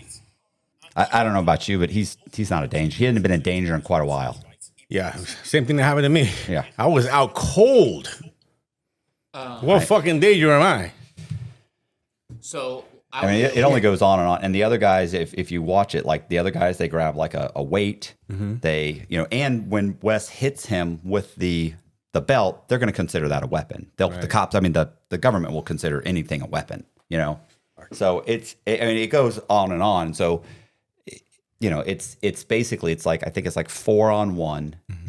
And when the guy ends up on the ground and all of them are kind of kicking him and holding him down and punching him and hitting him, like at no point did anybody stop it. The guy physically, he never swung on him. He pushed him, which, listen, going to the gym and going to the gym and pushing him, listen, I'm from Florida. That's enough. We can fight. I can fight you, beat your fucking ass. You hit the fucking ground, you're done. Might even be able to kick you a couple of times till you're no longer. This guy stumbles away, like he's crawling away at this point. You get to do that. It's Florida. Stand your ground. I get to do that. Right. Your buddies are jumping in with weapons. You've got a weapon. You hit the guy 60 some odd times on the ground, on his knees. You're punching him. You're kicking him in the face multiple times on his knees. He's not, he's on his knees trying to basically get away, or at least on his knee, looking the other way. You're running up behind him and kicking him and kicking him. I mean, to me, that's a bad situation. And what makes it even worse, one, I could see your adrenaline getting away with you, right? Like, I was young once. It was a long time ago, but I was young. All you're thinking is red. You do. You get that tunnel vision, and you're not thinking anything. And it's hard to. I think if there's any, like, if you are a woman, I don't know that you ever know that women ever get to that point, but most guys, high testosterone, you work out, definitely, you get that tunnel vision. And I'm surprised the staff member didn't get knocked shocked. out. I'm shocked. I think he jumped in, but when Wes didn't stop, he realized, like, I'm going to get pulled in here, like, and I don't want to be in this mix. This is not going to work out well for me. But I think that he got tunnel vision, and now the problem is. There's been multiple videos that have come out. There was a video that came out the other day where this kid was live streaming, and he's live streaming, and I want to say they were in a restaurant. I couldn't tell. I didn't watch the whole thing. I just watched the interaction with them. But the guy's like, "Hey man, you're Wes Watson, bro. What's up?" And Wes is like, he's like, "Hey man, what happened the other day?" He says something about the other day, and Wes is like, "Yeah, man, this guy comes into the gym and he attacks me, and I just defended myself, and I beat his ass, and now they arrested me, and they're acting like," and he downplays the whole thing. He acts like he had nothing to do with it, and keep in mind, they're gonna, in court, you go to trial, they're gonna play. You're inviting people in.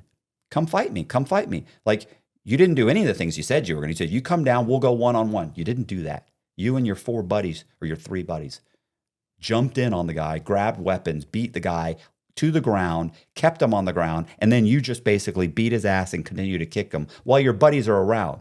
That guy may have been in fear of his life. He's thinking, probably, if I stand back up, these guys jump back on me. He's just sitting there hoping it ends. Wes just has a ball kicking him. So to me, I get the tunnel vision. There's some stuff that's forgivable, in my opinion. I think probably because of Wes's past, he's probably going to do some jail time. And he says in the video with the guy that was live streaming, he says, "Yeah, man, they're saying they're going to try." Like, Wes doesn't realize they're still live streaming, because at some point he even says, like, "This is just between you and me." The guy's live streaming. It's him and a couple buddies, and he's a live streamer. Shit. And he says, "Yeah, man," and I forget the exact amount. I want to say it was 3 years. He says, "Yeah, they're trying to give me 3 years. It might have been more." I remember thinking, "Fuck," because they're trying to give me 3 years, but he's like, I'm gonna get it, but I'm gonna get it down. I'm gonna try and get it down some more." And I thought, okay, let's say you get it cut in half. It's 18 months. Let's say you get good time with that. Let's say you do a year. Who wants to do that? Who wants? First of all, you've got. Look at, assuming you are making $2 million a month, and that's hard for me to believe. Unfortunately, I've talked to people that know, And they say he's making $2 million a month. I mean, he's not lying about it. I know that. I know, but you understand. I want him to be lying. So you got a prejudice. I know. You got such a prejudice. But I'm also open-minded. Like I can see my prejudice, and I'm like, oh, it makes me so mad. But it's like you were making $2 million a year. Like his ego is so out of control. I'll bet you. When Wes walked out of prison, he was a driven person. I think he's still driven, but I'll bet he was a phenomenal individual that was humble and appreciative and had the right attitude probably until he started making money. And then his ego got away with him. And for you to be making $2 million a month and allow yourself to push to get in that situation. First of all, you got your buddies with you. You're not in trouble. And this guy pushes you. You could have said, hey, listen, bro, I'm going to call the police. Like, no, fuck you. Well, I was in your DMs and you fucking mouthed off to me. You said, come down here. You told me to come down here. Fuck you. Like whatever the situation is that the guy felt to come down there. A lot of guys are saying that there's something mentally wrong with the guy. You can't have nothing mentally wrong with you if you know purposely to set up a camera to film your shit. Right. How the fuck's that even possible? I hear you. I'm just saying what people are saying. I don't know. But people are saying like that guy was kind of slow. He wasn't. First of all, you've got to be slow to go down there to begin with. And walk in there with, if I walked in, even if I had a problem with you, and I walked in and saw you and said, here's what I'm not going to do. I'm not going to walk them. Yeah, motherfucker, when you've got four guys, 4 or 5 of your buddies who look like absolute beasts, I'm not going to mouth. I don't give a fuck how tall you are. That was a dumb move. But what I'm saying is he escalated it so far past the point where it's stand your ground. He had a stand your ground. Right. He just went so far past that. And now he's looking at doing time. It was a stupid decision. And what compounding it is this. They're offering 3 years. And everybody that you meet, you're playing the victim. Yeah, man, can you believe that? Now they want this. Like, this guy came to me. Like, stop it, bro. Like, you know what he should do? He should listen to his buddy Brad Lee. Mm. He should turn around because you're already fucked. What did Brad say? No, well, when I'm saying Brad had the presence of mind to know I made a mistake. Mm. I'm gonna be a man. I'm gonna own up to my mistake. I fucked up. I'm gonna do the right thing. And he needs to, because not that he has any choice at this point. He could go to trial. He could make that argument. Then he ends up with 6 years. His best bet is to take the plea, go in front of the court. Actually, his best bet is to make a fucking video and say, I re-looked at the video. I looked at the video and I fucked up. I'm 100% guilty of that. It was stupid. I had when the guy first came in, he did this, and I did this, and I had a case. My adrenaline shot up. I don't know what the fuck I was doing. I then did this. That was stupid. I got out of control. You guys don't understand. My fucking ego lately has been insane. I had this thing. And just go ahead and just reevaluate his life and look at it and say, look, there was a point when I started making money and I just got stupid. And if he did that and said, look, and I'm not I'm not a happy person. I'm not the person I want to be. I'm not the person that I want people to follow. I'm not the person because I'm sure that's happening. There's no fucking way that he's behaving the way he behaves, and he's honestly and genuinely a happy person. Every video I see, he's bragging about how much money he is. He's bragging about this. He's calling everybody losers. You can't possibly be happy spending your life walking around telling everybody they're a loser and you're a wonderful fucking person, and then you're not even in control enough of yourself that you hit this guy over fucking 60-something times. You kick him in the fucking head. Come on, bro. You trying to kill him? If I kicked you, if you laid down right now and sat there and I kicked you in the head twice, there's a damn good chance I kill you. Mm. And I'm not a fucking huge guy. Right. But you kick someone in the head, they could fucking die. I know a guy who got kicked in the head, and 10 years later, he's laying in bed in prison. And he wakes up and his eye shifts sideways. Oh, shit. Because he had torn the muscle 10 years ago inside of his eye, and it shifted sideways because he happened to lay wrong in bed 10 years later. Lost his fucking eye because You know how well they take care of you in prison. Yeah. So, I mean, this damage. Like these, and he's not stupid. There's Wes may be a lot of things. He's not dumb. Like I've never said he's an idiot. I've called him a cartoon character, which he is. But he looks like he's massive. Right. So it's not even an insult. But the point is that at this point, if he truly is smart and truly is a self-aware person, he needs to kick back and reevaluate his life. Because if he goes in front of the judge or goes in front of the prosecutor, more like, and sits down and has a serious talk, make a settlement with the guy, apologize. I'd apologize to my friends that I put in that position because you're their leader, bro. You knew better. You got to make smart decisions. Right. No offense. I've talked to you, long enough here. We talked before. We talked here. I don't think you would have made that decision. I think that guy would have pushed you, and you would have said, "Hey, what the fuck are you like? I'm not really in danger here. What the fuck are you doing, bro? Right. Yeah, you this, you that." Oh. I'd have tried to talk the guy down. Let's calm down. We're grown men. I don't want to get into a fist fight. Do I want to be in a position where I can defend myself if it happens? Of course. Right. Of course. But I'm not going to have a fight. I'm certainly not going to let my buddies jump in. You're damn not going to grab that 15-pound dumbbell and hit this guy. That's never going to fucking happen. Right. Not on my watch. I would have invited him outside. Yeah, that's probably right. That the thing is, let's go outside. You guys go in. No, don't stay here. I don't want him to think you're going to jump in. Let's get in the car. Let's go somewhere. Because the truth is, if we say, hey, look, you know what? Let's not fight in the parking lot because these guys are here. I want you to feel comfortable. Let's get in the car and drive. By the time you got to the parking lot in the McDonald's 2 miles down, I think both of you would have calmed down. And it's over. You're two grown men. You can talk this out. Wes is mouthing off to people, calling them names. And I know multiple guys that he's called names and said shit to. And whatever. I think if you're a smart person, you don't have to do that. But and I don't think people are going to follow you for that. And I get being harsh. I get being aggressive or assertive. But I think I think he fucked up. And I think that he probably is making a huge impact in a lot of people's lives. And I think, so let's say, Wes, fuck that. You want to go to prison. You don't have a problem going to prison, and fuck that dude and fuck this. And let's say that's how you feel. Mm-hmm. Okay.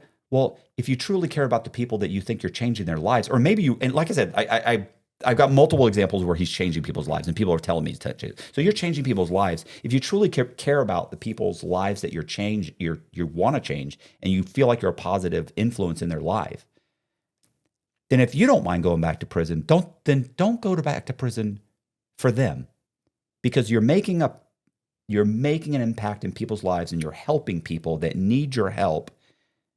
Then what do you give a fuck if your fucking ego is bruised because some guy came in the gym and called you a name and pushed you? Give a fuck. This guy's opinion shouldn't mean anything.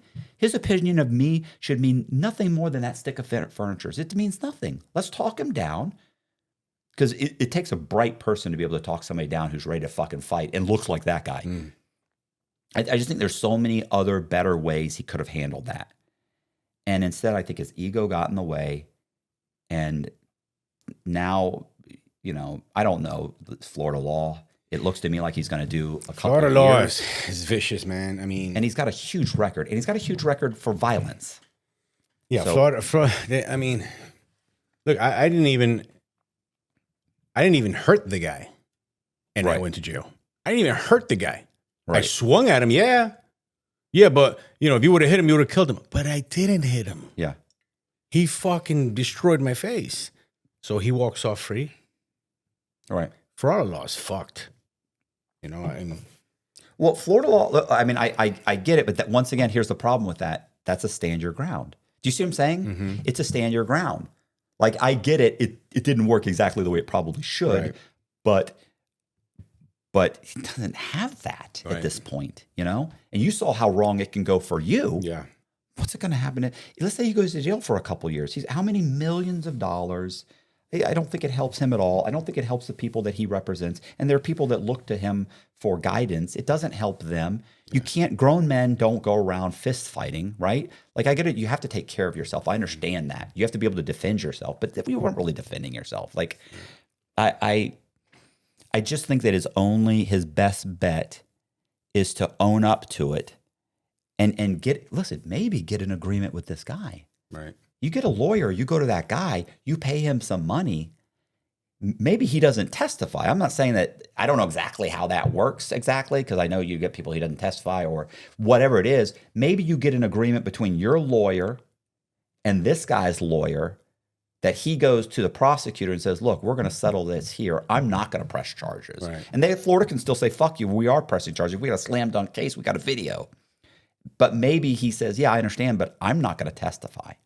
You know, you're going to have a hard time without me there or somebody there to corroborate that video. Maybe that's the goal. But to not own up to it. If I'm fucked and Right. I know I'm gonna have to go to jail and I have the money that he has, again, I'm fucked. There's no way out for me. Right. I'd make that guy a millionaire tomorrow if we agree. Yeah. He's making fucking videos. He's setting it up so he can make a video for what? For views, likes, and possibly a plaque like that. Yeah. So he can get paid. Forget about that plaque. Let me pay you here what you're looking to get. Right. And let's just I got a lot of people's lives I gotta save. You got your life made now with me giving you this. And let's just throw this shit in the garbage and let's move forward. If he could work that, look, Wes isn't stupid. If he could make that happen, he would make it. I think he would. He's not going to be like, fuck that, dude. He's not that stupid. At this point, once he got those handcuffs placed on him and he went through processing again, That shit must have felt horrible. you know that you reevaluate your priorities real fast. Yeah. Start thinking about, I just want to hug my kid. I just want to see my mom. I just want to, like all those things that were a pain in the ass before. You're like, oh my God, I just want to do this, do that. I'll move out of the house. If I could just live in someone's spare room, I'll go work at McDonald's, like anything. All right. Just to go back in. Doesn't take long. Yeah, you know what? Nobody wants to go back in, bro. No. Nobody wants to go back in. And in an instant, that can go out the window. If I would have hit that guy, I would have been gone. Yeah. Furthermore, if I would have let that thing gone through that I made the call, Yeah. I would have been gone. Yeah. I didn't even think about going back in. But you which is funny because it's funny that happens because that was kind of an epiphany. I mean, like I know the whole story. You didn't tell the exact whole story. Mm-hmm. With the whole story is much better. And that Wes was such an integral part of that story is, it says something there too. Like his book fell out. His book is that you picked it up. You happened to see something that you thought, wow, like, you know what? Let me make that call. Yeah, Fuck that. You want to see what I look like? Oh, fucking my battery died. I was going to show you the... I got a thing. I got a charger right there. Shit. It's been there. Yeah. You working? Yeah, of course. Yeah, I'm going to show you what I look like. You can't recognize me. It was again, broken jaw, split lip, orbital broken, nose Is that what the broken. scar is from? No, this one. This scar here. Okay. This scar is from the broken nose. The orbital was shattered. The cheek was broken. It was... Well, they put you back. They rebuilt you pretty good. That's what everybody says. I had my jaw was wired for 8 weeks. Yeah, I was fucked, bro. I was drinking through a straw. I couldn't fucking eat. I had to fucking wash my fucking. I couldn't brush my teeth. I had to gargle with that shit. It was a horror, man. And it's just because I lost. What I should have done was call the cops. Yeah, right. And it's ego, bro. We talked about ego. It's ego. Can you explain what happened or no? Okay, that's fine. I just wanted to make sure because I know. If you can't explain it, that's fine. But I just want to make sure that I clarified.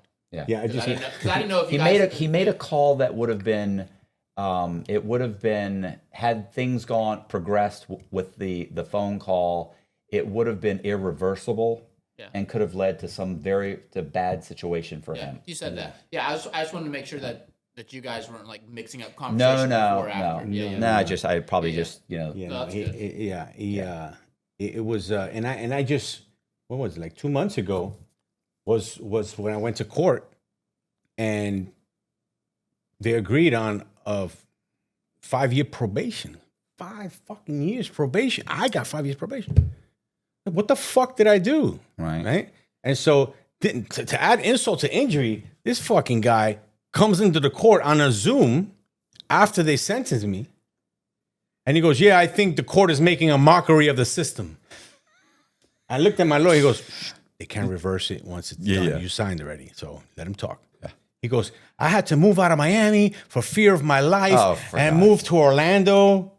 You know, my wife, which is my ex, we feared for our life. And the judge said, wait a minute.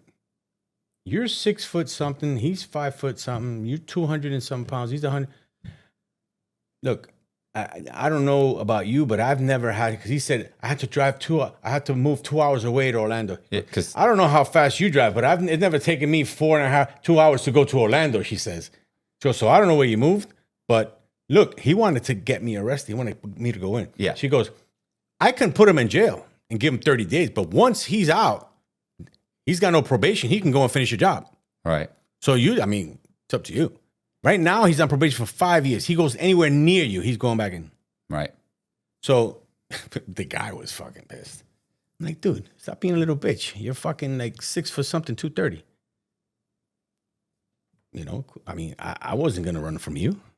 I'm from New York. We don't run from anybody. We take the hits, we take the licks, and the last man standing stays standing. And here in Florida, shit, you're fucking going in.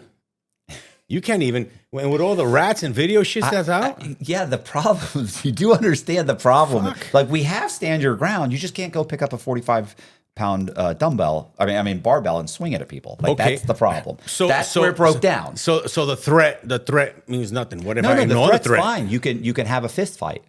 You're allowed to have a fist fight, but you're not allowed to grab a weapon. That's why I was saying, like with the West thing, when he grabs the belt and Look, hits him, he's it's 236 something. I'm not. I can go at him. I hear you, but you weren't in immediate danger. He made a threat. You closed the door. You call the cops. You see what I'm saying? Like that's the stand your ground. The stand your ground isn't, it's not, hey, I'm going to go grab a weapon and come after you. That's where it broke down. Like, you see what I'm saying? You have to understand that the fact that, listen, most states and countries don't have stand your ground. Canada, you kick in your front fucking door, walk in your house, you're not allowed to use deadly force to get me out. Like in California, like that's the kind of thing. No, if that person's coming at you, it's your duty to run. I have to run? He's trying to fight me and beat me up and take my stuff. I have to run? Yes. Oh, come on, man. Stop it. That's not right. So it's in Florida, like, you keep saying that, but you're missing the one little piece, right. which is the weapon. They call it aggravated assault with a deadly weapon. Is that what your record says? I was aggravated already. So, but the funny thing is that, in that moment, you don't think about that. No, nobody does. So, I don't, in hindsight, could I have done shit different? Yeah. Could he have done shit different? Yeah. Could the dude that walked in done Of course. shit? Of course. The guy that walked everybody. into fucking, I'm not going to defend him for going down for, like, I've never been, and listen, I promise you, I've had much, much worse stuff said about me than Wes Watson's ever said about him. Okay. Because, I am a rat. Like, I cooperated. I desperately was ready to cut every motherfucker's throat to get out of prison, to save my fucking ass. So I've been called, you're a rat, you're a scumbag, you're absolutely. And I had to weigh, there came a choice where I had to weigh the respect of my fellow inmates or 12 years off my sentence. And I said, fuck it. So whenever somebody's like, yo, bro, yeah, man, you're a rat. You know what I never say? Fuck you, you don't know the fucking stuff. I am a rat, but I'm free. Right. I'll take that rat. Gotcha. Like, I don't even have the luxury of being able to say you're wrong. And I'm not going to get upset about it because it's true. Because if that's the label you're willing to wear for 12 years of freedom, you're damn right it is. Right. But I'm willing to accept that. And I've never denied it. Do you know how many people come on this podcast that will tell their whole story, and then they're like, yeah, and I got caught, and they caught me with 5 kilos of H, and I'm sitting there, and they're like, yeah, so I got my lawyer, and we fought it, and this, and so I ended up with 3 years. 3 years. 5 kilos. Yeah. I don't say anything though. You know what I sit there and do? I'm like, right. Mm-hmm. And I'm thinking, like, this is the guy's third time in prison. 5 kilos. And you're sitting there going, and 3 years. The math doesn't add up. And I'm thinking, okay. And then of course, then later, and this is multiple times where I've had guys call me beforehand or after they're like, yo, bro, I didn't want to mention it, but and they probably realized that when they said it, I was like, mm-hmm. And they probably realized like, fuck, he knows. Yeah. You know, and sometimes they'll throw other things in there like, and this, and you know, so there was a witness that wouldn't, like, stop it, bro. That don't mean shit in federal court. Right. They'll get 3 fucking guys that you were locked up with in the unit to testify to what that witness was going to say. Mm-hmm. They'll get people to perjure themselves, everything. So stop it. You're not going to win. It wasn't because they had a weak case. That's not what happened. They had a good case. He wishes they had a weak case. Right. You cooperated, which is fine. You cooperated. It's fine. So I, you know, like I've had them come on and then afterwards they'll tell me like, yo, bro, you know, I cooperated, but I didn't want to say nothing. I didn't want this. I didn't want that. That's fine. It's not up to me to put you out there. That's up to you. That's fine. But like to me, I've never not done that because I've always thought you cooperated. You're a fucking rat. And if somebody says you're a rat, you're a fucking rat. And if somebody says, how'd you get out? You got 26 years. How'd you get out in fucking 13 years? I snitched on every motherfucker I could think of. Didn't really work, by the way. I didn't get any of those guys. I then ended up doing a couple of interviews I did an interview for Dateline and American Greed. I then had to file a 2255 and couldn't then get the judge to get me a lawyer and then the government eventually negotiated with me. They negotiated with me, and eventually I get 12 years off. And I ratted on a fucking guy that I was in prison with. So I got 7 years and 15 years. I got 12 years off. But I'll never not say I did that because that's just the way it is. Dear God. Yeah. Holy God. Yep. Oh, this is horrific, bro. Mm-hmm. Oh, this is bad. You look like you're going to lose your eye. I can see how you're so swollen. Like, how would they even know what to fucking fix? They got to wait till it goes down. They couldn't, man. That shit was insane. But yeah, but back to the Wes Watson, like as bad as things have been said to me, like I'm not, it wouldn't matter if the guy was 120 pounds. I'm just not going to have I'm not just going to I'm not going to just beat somebody's ass because they came and they yelled at me a little bit and they embarrassed me or whatever the case may be. He just got out of control. He needs to reevaluate his behavior because that many people that are saying you're a horrific person and yelling at you and calling you and people that are going against Wes for the things that he's saying, it's not because they're wrong. It's because you're calling people losers that are not losers, and you're telling people that if they don't make so much money, they're losers, and that's not true. And you're telling people that if they're 15 pounds overweight, they're a fucking scumbag and they're a loser and piece of garbage. You know, you need to reevaluate yourself. And he can fix all of this. He can change. He can go through this whole thing and come out a better human being than he ever was. He just needs to keep reminding himself of when he first got out of prison. And try and humble himself and be appreciative for what he has. That's what I think he needs to do. And in the end, I think he'd be a better person for that. And he'd help a lot more people. He can still be an asshole and tell people that, you know, get out of fucking bed, motherfucker. He can still do that because some of these guys obviously need that when he's like, you know, I've seen some of the videos where he's, you know, some guy's like, yeah, Wes, I'm doing this. You're not doing shit. You've been doing it for 2 fucking weeks, bro. It hadn't been a month. You know, like I've seen those videos, right? And they're comical, but I also get that. Like these guys are like, they've been doing it. Well, they had a good month and they think they're going to go out and buy a fucking Mercedes. And it's like, stop, bro. You've had one good month. Yeah. It's not going to happen, man. So he doesn't have bad advice. He just, you know, 90% of it, like I said. Yeah, he's on point. It's just, you know. Yeah. And I mean, obviously, it's at some points it's gone bad. He just needs to fix it, and he can fix it. He can. He's not stupid. You know, he's a lot of, like I said, he's a lot of things, but he's not stupid. I'm sure he'll fix it. He's got to. Yeah, and if he goes into prison, he could probably, you know, who knows? He could listen. Prison has done amazing things for a lot of people. I mean, it's a horrible environment. I wouldn't wish it on it really. Anybody probably. Well, no, that's true. Like murders and shit and violent crime. Yeah, Wes. Yeah, he probably should go for a little bit. But but he could go there and it could be transformative and he could come out a better person. And if he takes a good look at himself and says, hey, I got myself here. Not this guy didn't get me here. That guy didn't get you there. You got you there. Like actually, for the first couple of years when I went to prison, I bitched and moaned, and I did the whole thing like I could have got probation. I didn't deserve this. I did that for a year or two, and I remember my cousin said he was in prison too. He was like, yeah, you need to stop bitching, bro. Nobody wants to fucking hear you bitch. And I was the medium. Like I'm sitting at a table complaining about my 26 years. These 2 guys are dying in prison. This guy's got to do like 100 years. before he's getting out. Like all these guys are dying, and I'm complaining about. They're like, "Oh, you got an out date?" It's like, "Oh fuck." Shit. So so I bitched for a year or two, and then I realized, like, stop fucking bitching, bro. And then when I eventually wrote a memoir, and when I wrote the memoir, you do a lot of self-inflection, and you kind of go, you start to realize, like, why did I do that? Like, I always say that I did that because of this, but the truth is, no, that was my ego. I didn't want to take a step backwards, so I faked this and forged this and did this. That's why I did that, because I didn't want to go to my dad and say, "Can I borrow some money?" Right. So instead, I forged this and faked this and this and borrowed $150,000. Yeah, that's the way to go. And the fact that the bank lost $150,000, fuck them. And then it's like, okay, yeah, but you committed fraud. You didn't earn that money. That money spent very, very quickly. And it was all ego driven. Ego. Every bad decision I've made my entire life was based on ego. And that's what I see Wes Watson doing. And I don't have the ability to change people's lives the way he does. That he could really do some amazing things, and he's ruining it by being an asshole.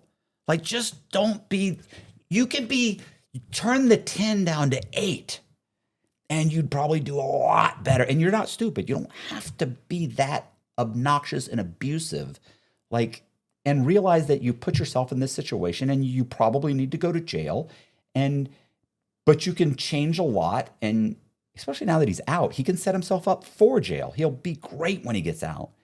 But you got to realize that you put yourself in jail, not because that guy showed up, because you invited that guy to come. He invited this guy. He's got multiple things where he's telling people, "Come to the gym, we'll go one-on-one, one-on-one, one-on-one." Well, I don't know what one-on-one means to him, but that wasn't one-on-one. So hopefully he does, he does work it out. Because like I said, like you just said, like, there's a ton of people that he's probably really, really helping. You're one of them. Yeah. So I just think he's doing a huge disservice to the people that he could probably help. I'm sure he'll figure it out either way. Yeah. Are we good? How long what a fucking 3 hours and 30 minutes. rant that was for me. I'm sorry. And he asked me, "You think it'll last an hour?" I fucking talked an hour. In the comment section, they're gonna be like, "Bro, I'm here to fucking listen to this dude's story." They say, "You're like Bradley, what happened?" Yeah, motherfucker. It's gonna be the same thing. I'll have to. I'll send you. Give me 4 days after the podcast. I'll send you a text. Oh shit! It's good though. Your story's good. Thank you. It's gonna be good. It's gonna be a good podcast. We're gonna We get threw a bunch of. We threw some curveballs in there. Yeah. We're gonna get a bunch of shorts out of it. You're gonna get a bunch of. You're gonna get a bunch of views. You're gonna get a bunch of. I always want to say attention. What is it? Exposure. Where do you want me to send people? They can reach me at SpartanBodyFormula.com, Iron Temple Gym on Instagram, or IFBB Pro Tony Torres on Instagram. Hey, you guys, I really appreciate you watching. Listen, we're going to leave all of Tony's links in the description box, so you can just go there, click on it, go follow him on Instagram. You can go check out the website, the programs. Really appreciate you guys watching. I'm sorry that I talked so much and I'm so passionate about some stuff. But once again, check the description box. Really appreciate you watching. Also, please consider joining our Patreon. It's like $10 a month. It really does help Colby and I. Thank you very much. See ya.